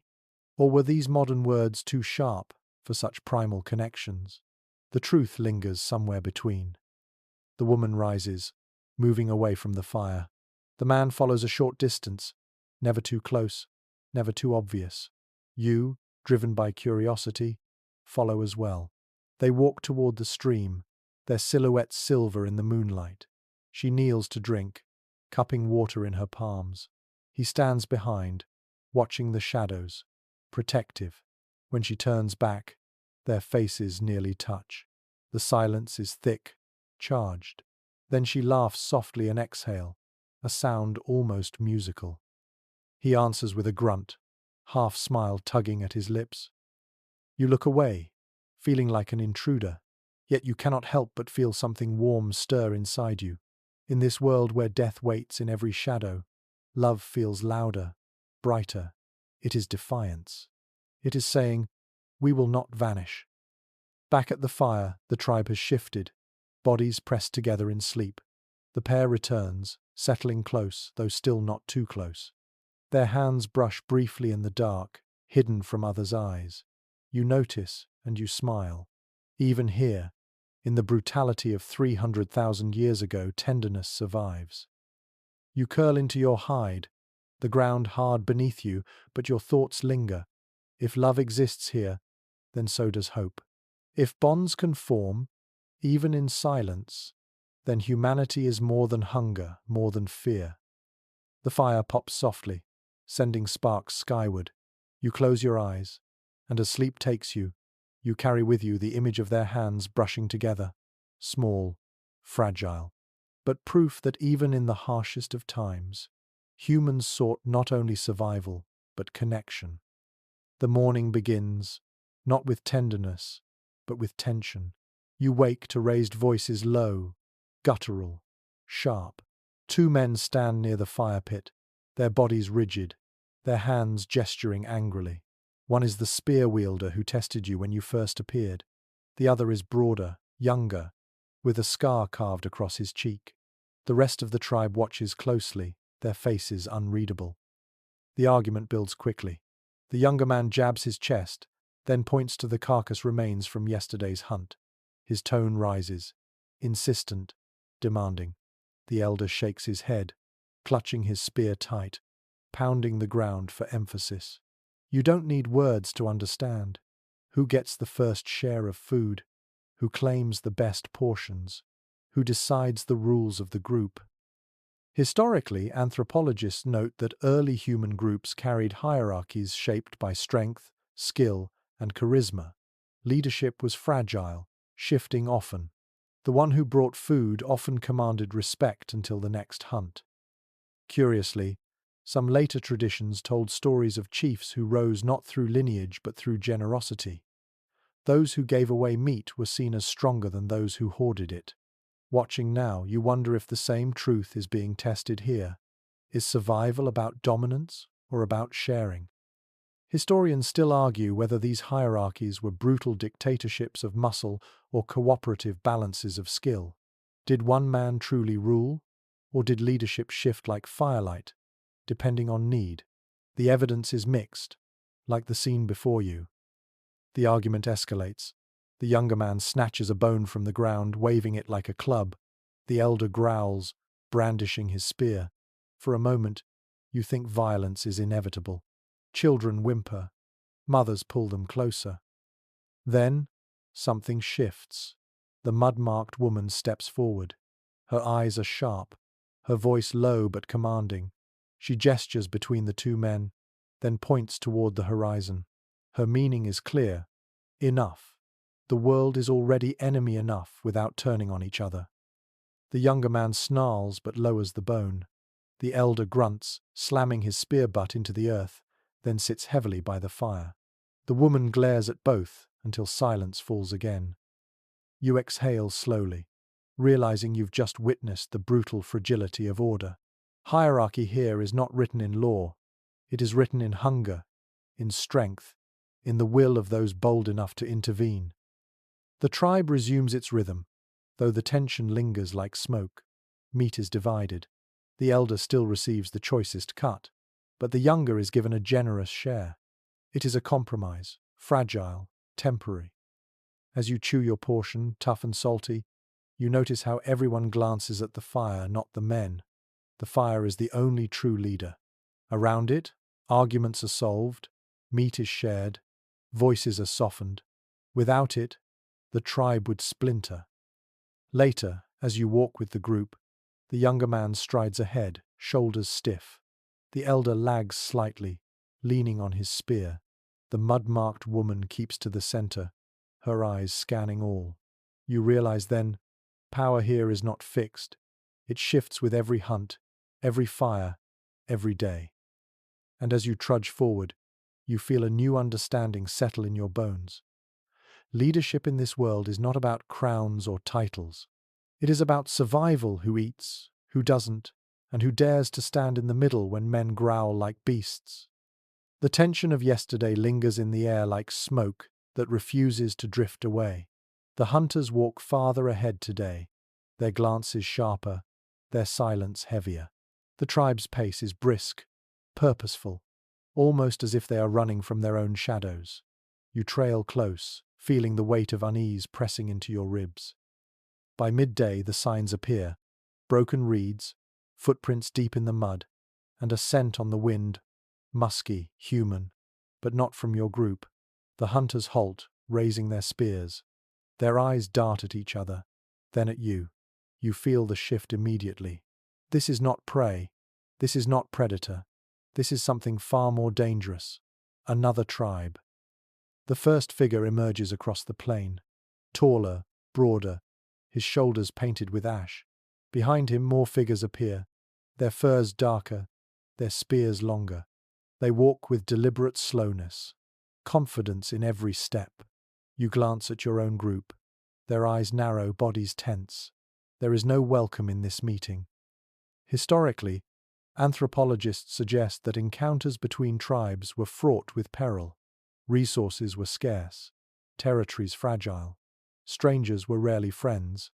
Evidence of blunt force trauma on skulls suggests violent clashes. Yet some genetic studies reveal interbreeding, proof that not all encounters ended in blood. Curiously, some later traditions remembered rival tribes as shadows or demons, exaggerating their strangeness. Perhaps this memory comes from moments like this when faces looked familiar, yet wrong, human yet foreign, too close to self, too far to trust. Historians still argue whether prehistoric humans formed alliances or only conflicts. Did they exchange tools, mates, knowledge? Or was every meeting a gamble with survival? Today, you stand in the heart of that argument, and the outcome is not yet clear. The rival leader steps closer, raising his spear high not to strike, but to show its sharpness. The mud-marked woman from your tribe answers by lifting her own, mirroring the gesture. The air is thick, buzzing, your breath shallow. Then it begins, a chorus of grunts, shouts, chest thumping. The two tribes face one another across the grass, noise swelling like a storm. Children cling to their mothers, eyes wide. Men brandish spears, stamping the earth. It is not yet violence, but the edge of it. You stand frozen, heart pounding, your throat dry. You are an outsider twice over, now alien to one tribe, invisible to the other. If war erupts, where will you stand? The rival leader steps closer still. His face is painted with soot, his teeth bared. He jabs the ground with his spear, shouting a sound that reverberates in your bones. Your tribe answers with the same. For a moment it seems the clash is inevitable. Then, the mud-marked woman raises her hand. Silence ripples through your group. She points at the horizon, then at the fire pit still smouldering behind.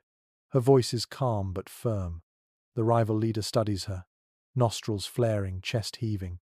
Then, slowly, he lowers his spear. He spits into the dirt, turns sharply, and leads his people away.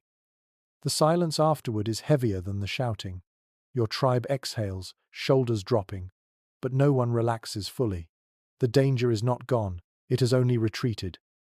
You realize then how fragile life is in this world. Predators stalk from the shadows.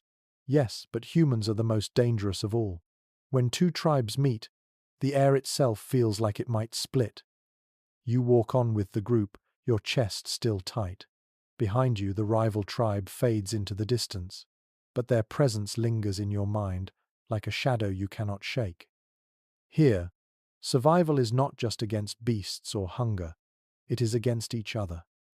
The rival tribe may have vanished into the horizon, but the air is still thick with threat. Your group moves faster, tighter, spears at the ready. No laughter from the children now, only silence, and the crunch of feet against soil. Every head tilts, every ear strains. You realize the truth. Danger is rarely gone. It only waits. By dusk, the hunters halt at a ridge. Below, the land dips into a shallow valley dotted with rocks and shrubs. A good place for ambush, a bad place to walk blind. The spear wielder gestures sharply. Everyone crouches low. You follow, heart racing, unsure what is coming. Then it erupts, shadows bursting from the shrubs, snarls ripping through the air. Hyenas, lean and furious, their teeth gleaming in the last light. They rush the group with terrifying speed. Shouse. One man jabs a spear forward, striking a hyena's shoulder. The beast yelps but does not fall. Another lunges, snapping at a woman's leg. She swings a branch wildly, shrieking, sparks of fear in her eyes. Children scream, huddled against their mothers. You grip your crude bone fragment, trembling. It feels ridiculous against their snapping jaws, yet instinct screams at you to fight. A hyena darts toward you. its breath hot, its growl vibrating in your ribs. You thrust clumsily, the bones scraping its muzzle. It snarls louder, lunging again until a spear flashes from your right, piercing its side. The beast collapses, thrashing, then stills. The man who saved you snarls in your face, half warning, half recognition. You are not useless, but you are not strong either. Historically, fossil evidence shows that hyenas competed with early humans constantly. They scavenged from kills, raided camps, even dragged away the unwary. Their bones are found alongside human remains, gnawed and splintered. They were both predator and rival. Curiously, some later traditions painted hyenas as tricksters, thieves of the night. Their laughter-like cries became omens, symbols of cunning danger. Hearing them now, you understand why each cackle shreds the night like mockery. Historians still argue whether humans feared hyenas more than lions.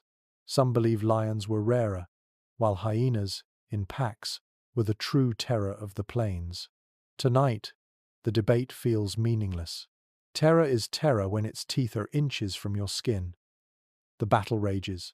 Spears strike, teeth snap, blood sprays. The air reeks of musk and iron.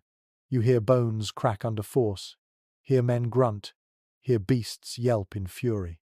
One child wails until his mother scoops him into her arms, clutching him against her chest. Finally, the pack falters. 3 hyenas lie dead, their bodies twitching. The survivors retreat, their cries fading into the dark. Silence falls, broken only by the panting of the tribe. The man with the scar across his cheek kneels, clutching his thigh where teeth tore flesh. Blood oozes thick, staining the dirt. Others rush to him, pressing leaves and hide against the wound. He groans but remains alive. You sit back, your chest heaving, hands shaking violently. The bone shard in your hand is slick with blood. Not yours, not fully the hyena's, but proof you were part of the struggle. You stare at it, trembling, realizing how close you were to death. The mud-marked woman stands tall, scanning the horizon. Her eyes burn in the firelight, fierce and unyielding. She lets out a sharp grunt, a sound that carries authority. The group answers in low murmurs, unity reforged through shared danger. The hyena bodies are dragged aside. Their hides will be stripped, their bones cracked, their meat perhaps eaten despite the risk. Nothing is wasted here, not even enemies. The fire is lit again, flames crackling high. The tribe presses close, the night heavy with exhaustion and triumph. You sit among them, the smoke stinging your eyes, the warmth licking your skin. For once, you feel no separation between yourself and them. You bled, you fought, you endured. And in this brutal world, that is enough to belong. The fire burns hotter tonight, as if celebrating survival. But you notice quickly, this fire is not just warmth, not just for cooking. The tribe gathers around it with a reverence that feels different, heavier. The hunters sit closer, their faces shadowed by flame. The women hum softly, their voices blending with the crackle of wood. Even the children, restless and fidgeting by day, are still now, their eyes wide. Something is about to begin. A man steps forward older, his hair streaked with grey, his arms scarred from countless hunts. He squats low, staring into the fire as though peering into another world. Then he throws a handful of dried grass into the flames. Sparks leap upward, swirling into the night sky. The tribe gasps softly. You lean closer, feeling the sudden heat against your face. The old man begins to chant. It is not language as you know it. It is rhythm, guttural and deep, rising and falling like the crackle of the fire itself. His hands move in sweeping arcs, mimicking flames, mimicking the dance of sparks. Others join him, clicking tongues, stomping feet softly in time. The air vibrates with sound. Historically, archaeologists have uncovered ancient fire pits with unusual arrangements of bones, stones, and charred offerings, suggesting ritual. Fire was more than survival, it was sacred. Some believe early humans worshipped it as a living force, a god of light and warmth in a world of cold and shadow. Curiously, later myths from across the globe echo the same belief: fire stolen from the heavens, fire guarded by spirits, fire as the first gift that separated man from beast. Watching the tribe now, you realize you are seeing the roots of those stories, the first sparks of ritual, the birth of meaning. Historians still argue whether these acts were religion, art, or simply communal bonding. Was it worship, or a way to unite a group through sound and spectacle? Perhaps the difference doesn't matter. To them, this is both survival and mystery, both fear and beauty.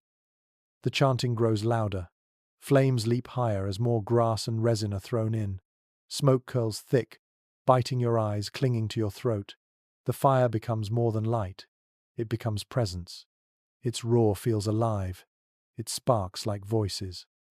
The mud-marked woman steps forward now, her body swaying in rhythm. She traces her hands in the air above the flames, fingers curling as though catching sparks. The children squeal, clapping, believing she truly pulls fire into her palms. She laughs, low and sharp, before scattering the embers back. The tribe answers with hums of awe. You watch, entranced. This is no simple act of warmth. This is ceremony. The fire is teacher, protector, judge. It watches them as much as they watch it. One of the hunters takes a burning stick and raises it high, letting sparks drift across his chest. He beats the ground with it, each strike sending embers flying. The tribe roars in approval. The children imitate him, stamping their feet, waving smaller sticks. You feel your own chest tighten, drawn into the rhythm. You pick up a fragment of charred wood, hesitating. The tribe notices. All eyes on you. Your pulse races. Slowly, you raise it, mimicking their gestures, drawing arcs in the air, scattering faint sparks. The children laugh, clapping again. The woman nods, satisfied. The ceremony ends not with silence, but with a final burst. The old man throws the last bundle of dried grass into the fire, flames surging tall, sparks scattering like stars. The tribe hums low, together, until the flames settle back into steady glow. You sit back, chest heaving, the smell of smoke coating your skin. You realize you have witnessed something profound, not just survival but reverence. Fire here is not tool, it is spirit. It is the first altar. And tonight, you sat before it. The fire ceremony fades into quiet, but morning arrives with renewed urgency. The tribe does not linger. Spears are checked, furs tightened, bundles strapped. Today, you sense purpose in their movements. They are preparing for something larger than a skirmish with hyenas or a chance encounter with a boar. You watch as they gather in a huddle, gesturing toward the open plains. The wordless rhythm of their grunts and clicks speaks of anticipation. Then you see it. Fresh tracks, wide as dinner plates, pressed deep into the soil. Mammoth. The hunters fan out, eyes sharp, noses nearly to the ground. Children and elders stay behind with the fire. You are pulled along with the hunters, your heart pounding. The tracks lead through tall grasses, broken and flattened where heavy bodies passed. The smell grows stronger, musky, wild, tinged with dung. Then, on the horizon, you see them. A herd of mammoths grazing slowly, tusks gleaming pale in the sunday. Historically, evidence suggests humans did attempt to hunt these giants, though rarely. Bones with cut marks reveal butchery, but scholars debate whether they were hunted directly or scavenged after death. Still, the risk was immense. One misstep, and the herd could crush a hunter in moments. Curiously, some later traditions treated mammoths as sacred ancestors, creatures so powerful they were seen as earth-born spirits. Stories whispered of humans daring to steal their flesh, angering the gods. Watching the hunters now, you understand why. This is no ordinary hunt. It feels like war. Historians still argue whether mammoth hunts were coordinated with strategy driving them into pits or toward cliffs or desperate, chaotic lunges of courage. What you are about to witness seems both. The hunters circle, moving silently through the grass.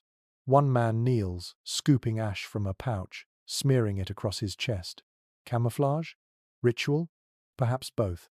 Others notch stone blades into their spears, tightening sinew.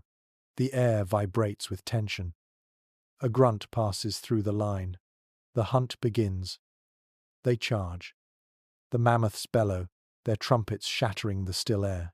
The ground shakes as they lumber forward, calves squealing as the adults form a protective ring.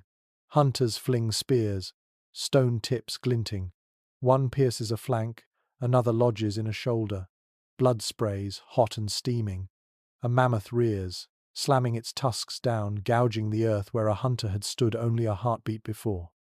You stumble, your chest heaving, the sound of thunder all around you. The air is filled with dust, sweat, cries of men and beasts. One hunter leaps onto a fallen log, thrusting his spear down into a mammoth's side. The beast roars, twisting, throwing him violently into the grass. He doesn't rise. Your hands clutch your crude bone shard, utterly useless.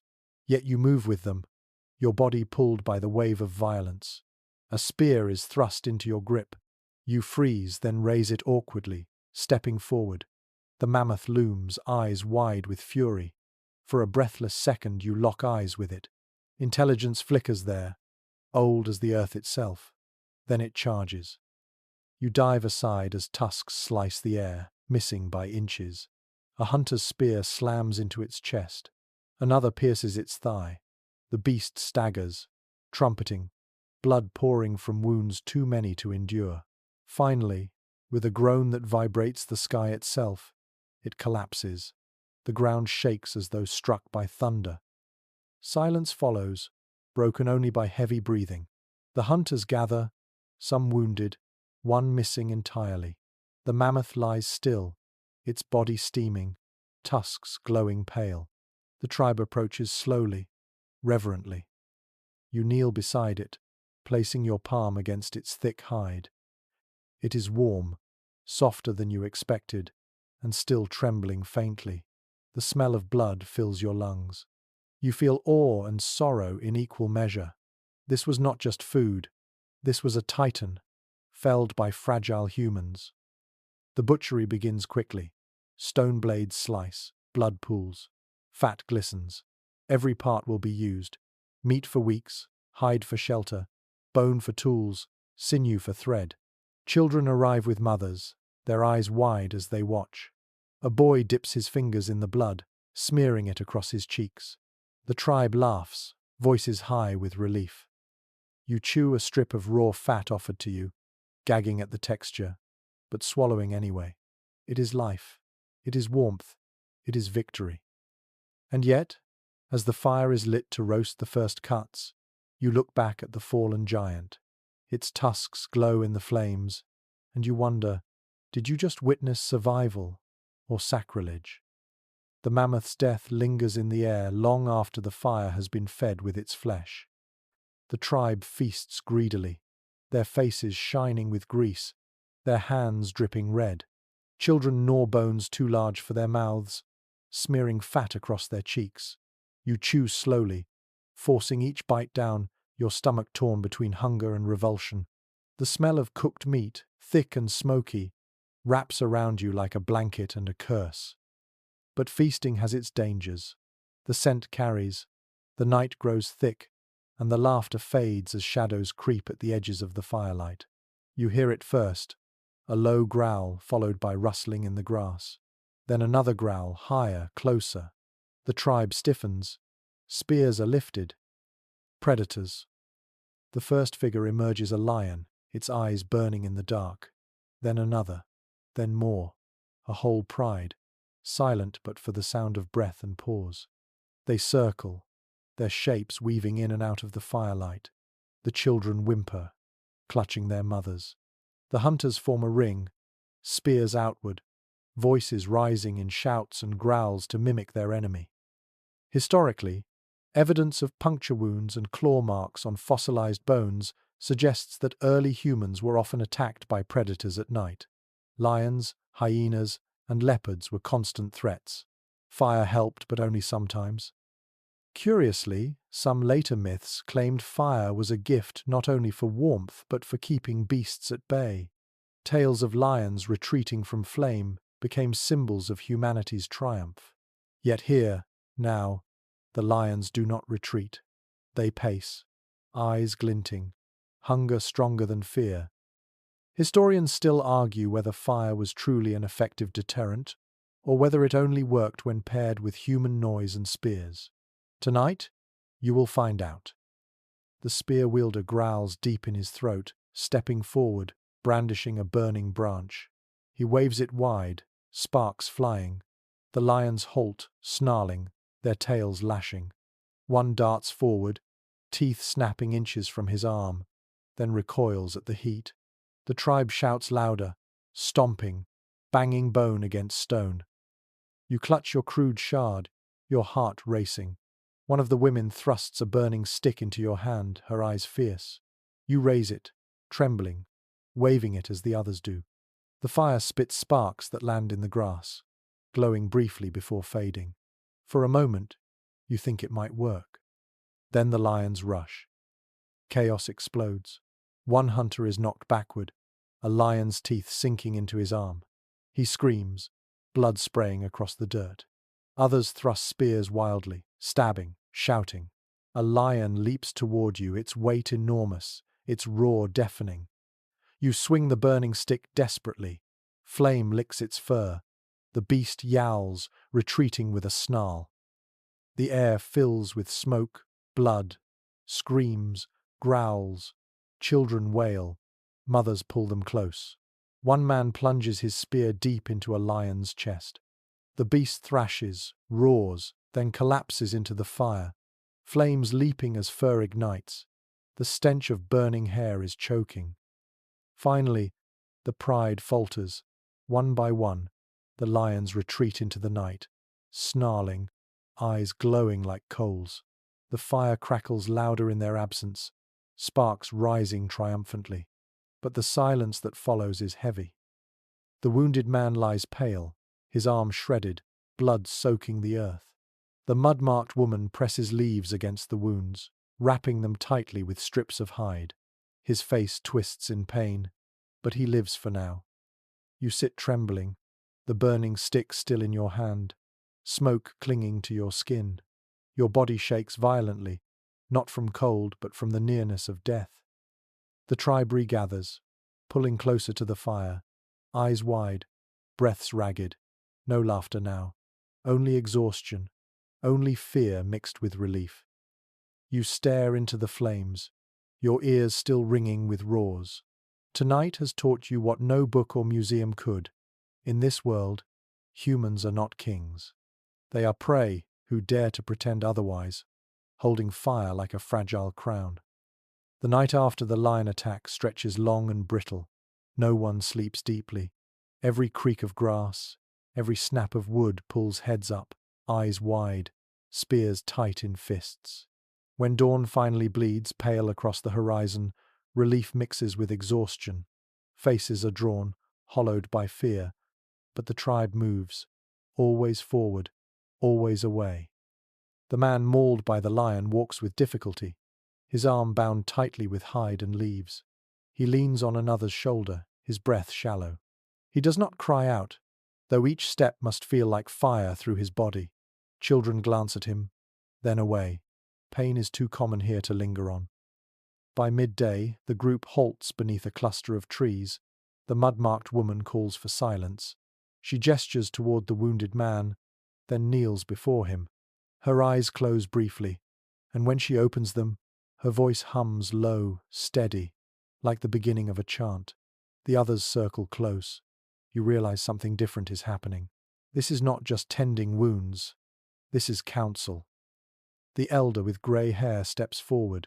His face is lined deeper than the rest, his hands trembling slightly as he leans on a staff.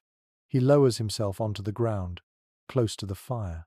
The tribe quiets, children hushed with a touch. The elder begins to speak. not with words you can translate. His sounds are low, rough, woven with pauses, yet his gestures are slow and deliberate, his gaze sweeping across every face. His voice vibrates with authority not born of strength, but of memory.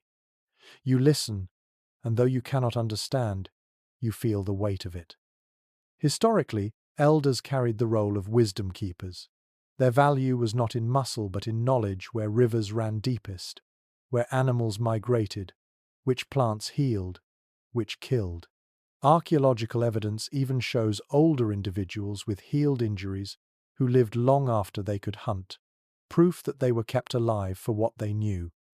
Curiously, some anthropologists studying later hunter-gatherers found that elders often told stories not to explain the past, but to guide the present, where to move, when to hunt, how to endure grief. They were memory itself, spoken aloud. Historians still argue whether elders in prehistory were truly leaders or only advisors tolerated until they could no longer walk. Yet here, watching the circle lean toward him, you see respect that feels deeper than tolerance. The elder's hand hovers above the wounded man's chest. His voice rises, rough but steady, like gravel sliding in rhythm. He picks up ash from the fire, smearing it across his own brow, then across the wounded man's. The tribe murmurs in answer, a soft chorus. You feel the ritual's power even if its meaning escapes you. The man's pain does not vanish, but his breathing slows. His eyes close briefly, his jaw unclenches. The elder hums one final note, then falls silent. The group exhales together as if carrying the burden as one. You realize you've just witnessed something beyond survival. Not medicine, not hunting, but wisdom. The tribe leans on the elder not for food, but for guidance and anchor against fear. His frail body may not kill lions or chase mammoths, but his presence binds the group tighter than any spear. As the tribe disperses, the elder catches your gaze. His eyes, clouded but sharp, hold yours for a long moment. He lifts one hand, crooked with age, and gestures toward the fire, then the sky. You do not understand fully, but the message settles in your bones. Fire and stars, two things that never leave, two things to follow when you are lost. The day moves on, but his voice lingers in your head. You feel a strange calm as though his words, even without meaning, have placed a weight in your chest, an anchor of your own. In this brutal world of hunger and predators, it is not always strength that leads. Sometimes it is memory. Sometimes it is wisdom spoken by trembling hands and gravel voices. And sometimes that is what keeps the tribe alive. The path ahead feels heavier after the elders' counsel. The group moves slower, quieter, as if carrying not only their own bodies but the memory of what has just been spoken. The man with the lion's wound still walks, though his arm is bound stiffly against his side. He sweats, his breath ragged, but he does not stumble. By late afternoon the air shifts. You notice it first in the wind. It grows warmer, heavy with moisture, carrying the smell of damp soil and growing things. The trees grow taller, denser. Leaves spread wide, blocking the sky in a green lattice. You step into a new world, a forest unlike the open grasslands behind you. Sounds close in. Birds shriek from unseen branches. Insects hum in relentless waves. Every step on the soft earth releases the musk of rot and growth. The forest presses against your skin, moist and clinging. The tribe halts. The leader gestures sharply. Everyone crouches low. You strain to hear, and then it comes. A rustling deeper within the trees, heavy and slow, like something enormous shifting its weight. The children are pulled close, hands clamped over mouths. The hunters grip spears, their eyes darting toward the sound. Historically, vast forests once sprawled across parts of Africa during wetter cycles of the Pleistocene. Evidence suggests that early humans moved through mosaics of woodland and savanna, adapting to both environments. They hunted smaller forest animals, gathered fruits and roots, and stayed alert for predators far less predictable than those of the grasslands. Curiously, Some ethnographers recorded that hunter-gatherers in dense forests often relied more on silence than voice. They developed hand signals and whistles that mimicked birds, blending into the forest's own language to avoid giving away their presence. Perhaps this tribe does the same, though you cannot yet see. Historians still argue whether forest living was a brief adaptation or a permanent choice for some groups.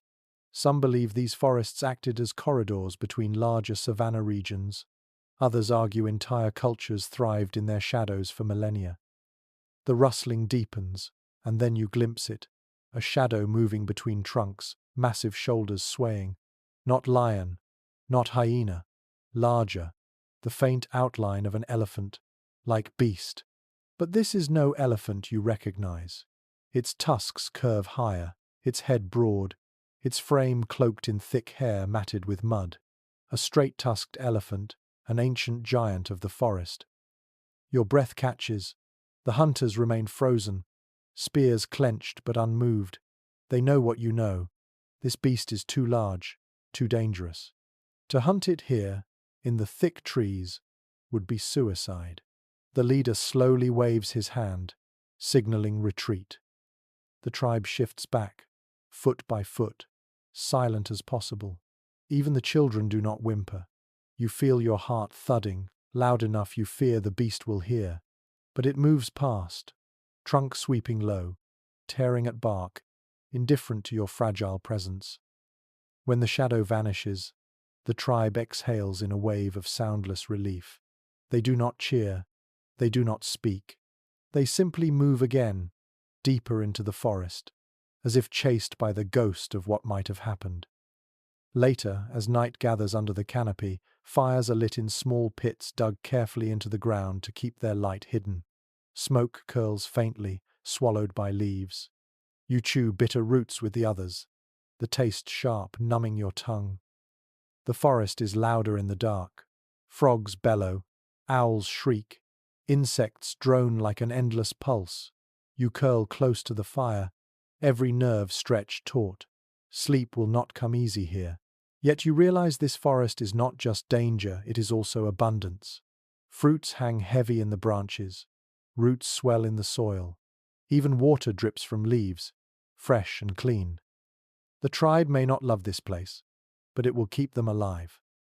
And in the silence before you drift off, you think of the elders' words again. Fire and stars. But here, under this ceiling of green, the stars are gone. Only fire remains, fragile against the breath of the forest. You pull your body closer to its glow. You hold its warmth as though it is the last familiar thing left. You break from the forest at dawn, shouldering through a last curtain of wet leaves until the world opens all at once. Light pours over you like warm water. The canopy falls behind, and before you yawns, a plain without edges, grass combed by wind, distant hills washed in pale gold, a sky so wide it seems to lean down and breathe on your face. The tribe halts on a low ridge. No one speaks. Even the children are quiet, as if the horizon itself has lifted a hand and asked for stillness. You taste the morning, a trace of smoke caught in the hide at your shoulders, the green bitterness of crushed stalks on your tongue, the faint metallic memory of last night's embers. Your feet are damp, your calves itch with seed heads, your chest loosens in air that does not smell of rot. You stand there with them, outsider, shadow, slow learner, watching the day pull itself across the land like a fresh hide stretched on a frame. Historically, researchers point out that people of this deep time carried landscapes in their bodies, roots stitched by river bends and star paths, seasonal memories of grass turning sweet, of herds moving like weather, stone flakes and hearth ashes, scattered across continents, map that memory better than any line on paper. You feel a sliver of it now, how a ridge becomes a sentence, how a valley becomes a pause, how a waterhole becomes a name. Curiously, among some later hunter-gatherers, travelers knotted meanings into cord or tucked pebbles in sequence wayfinding you could touch with your fingers. You watch the mud-marked woman twist a strip of sinew around her wrist as she scans the plain, and you wonder if it is only to bind a tool, or to bind a plan she will not say aloud. Historians still argue whether minds 300 millennia ago imagined beyond the next hill, whether they pictured afterlives, mapped cycles of return, or simply obeyed hunger and weather one breath at a time. The debate drifts like the heat haze, but standing here, you sense both truths, the immediate command of the wind in your ear, and a longer rhythm thrumming underfoot, as if the ground itself remembers footsteps not yet taken. The tribe begins to move again, easy at first, then with that steady cadence you know. Step, breath, grass. Step, breath, grass. The elder walks, slower than the rest, staff ticking lightly against stone. The boy who once pressed a bone into your palm trots beside him, copying the tap, turning it into a game that keeps pace. The spear wielder scans the hollows for glints of water and teeth. The scar-cheeked hunter favors his healing leg and does not complain. The pair who touched hands by the stream shoulder, a bundle between them, moving like a single animal with 4 feet. You walk among them and count your quiet inventory. The ache in your arches that no sandal can soothe, the prickle of dried sweat in your hair, the place on your ribs where a burning branch once shook in your grip as a lion's breath washed your face, the smoky sweetness that clung to roasted roots, the sour bite of a stream that lied with its clarity, the soft give of moss in the cave, and the small, startled laugh of a girl who tested your fingers like strange tools. These are beads you thread on string, talismans that tell you who you have become. Wind combs the grass from west to east. A kestrel hangs above, still as a thought. Far off, a dark smear moves, maybe cattlekin, maybe antelope. The mud-marked woman raises a hand, and the column answers without words, as if the muscle of the day had flexed. You feel the signal ripple through bodies into you, and you fold into its wake. You've learnt enough to know that learning happens with your heels and lungs first, and only later with the skull. A memory returns unbidden, sparks lifting from the ritual fire, the old man's chant pitched to the pitch of flame. You watch the sun throw its own sparks off a river's skin ahead, and understand why fire became a mouth for meaning. Light gathers people, draws eyes, teaches hands to circle and offer. In the mammoth's red steam you tasted victory and doubt at once. In the hyena's laughter you learned how thin the shield of flame can be. In the burial mound's stone you learned the weight of remembering. Here, on open ground again, all those lessons braid into a single cord you can feel tugging at your wrist. Historically, hand axes of this age fit palm to palm across regions like distant cousins, Acheulean lines giving way to points and flakes more cunningly struck. Technique travelled in bodies long before maps copied on knees under smoke, shared by marriage, stolen in raids, preserved by habit. The small blade at your belt won with clumsy help, and kept by quiet permission sits there like a promise you have not earned but must honour. Curiously, some peoples later said the first story lived inside a stone hidden until a patient hand coaxed it free. You roll a flake between your fingers as you walk and feel how truth can sit in weight, edge, and angle, without ever asking for a word. Historians still argue whether these early bands called themselves by names, marked boundaries with signs, or simply drifted through territories woven by scent and sound. But you have slept within their ring of breath, and know what any answer must include. Belonging is not a line in dirt. It is the place where a stranger is fed, where a child tests your knee with a stick and is not pulled away, where your clumsy gesture at a fire becomes a story others will tease you for later. By midday the heat presses down, humming in the grass stems, and the elder halts beneath a lone thorn. The circle gathers, small shadows inside the large one. Meat passes hand to hand, roots split with thumbnail. A gourd's mouth touches a dozen lips. The talk, if it is talk, stitches around you, clicks like pebbles, hums like bees, a laugh like a wingbeat, a reprimand soft as ash. You add your quiet yes where a nod will do, your smaller breath where a chant is rising. No new language forms in your throat. None is needed. Your pulse has learned the meter. Afternoon leans long. A bank of cloud shoulders up from the far hills. The grey of old bone. Lightning will come. Maybe rain. Maybe the kind of sky fire humans have chased since the first courage. You imagine hands sprinting through smoke to cradle a coal in bark, the tribe running with it like a newborn. You know what waiting without embers tastes like. Your skin remembers the bite of night. You find yourself scanning for dry grass without instruction, counting dead twigs as if counting prayers. The ridge before camp is low and kind. From it the plain folds into a bowl with a stream stitched through the bottom. No crocodiles wink there. No recent prints mar the mud. The spear wielder prowls its edges anyway, because safety here is a verb. The camp blooms by reflex. Pit scooped, stones ringed, furs shaken, children sent to collect small sticks, not the larger ones that snap like gunfire and pretend to give more heat than they do. When the ember breathes again, shoulders ease by inches. Smoke climbs with the cautious grace of someone rising in a house of sleeping bodies. You warm your palms and let your gaze climb the first stars. The forest is behind you. The lions, for now, are elsewhere. The rival tribe is a thought with teeth you do not feed tonight. The elder dozes upright, jaw slack, staff nestled in his arm. The pair's hands find each other under the shared bundle and rest there as simply as a bowl on its ring of stones. The boy, your first ally, leans against your knee without looking up, a weight that says more than gesture. Alien, you think, as a bat cuts the firelight, so alien that your modern mind keeps reaching for handles no longer on the world. Familiar, you think, as the night wind slides over your scalp, so familiar that your marrow answers before your head. You are animal enough to fear the dark, human enough to feed the fire, foolish enough to sing, wise enough to listen.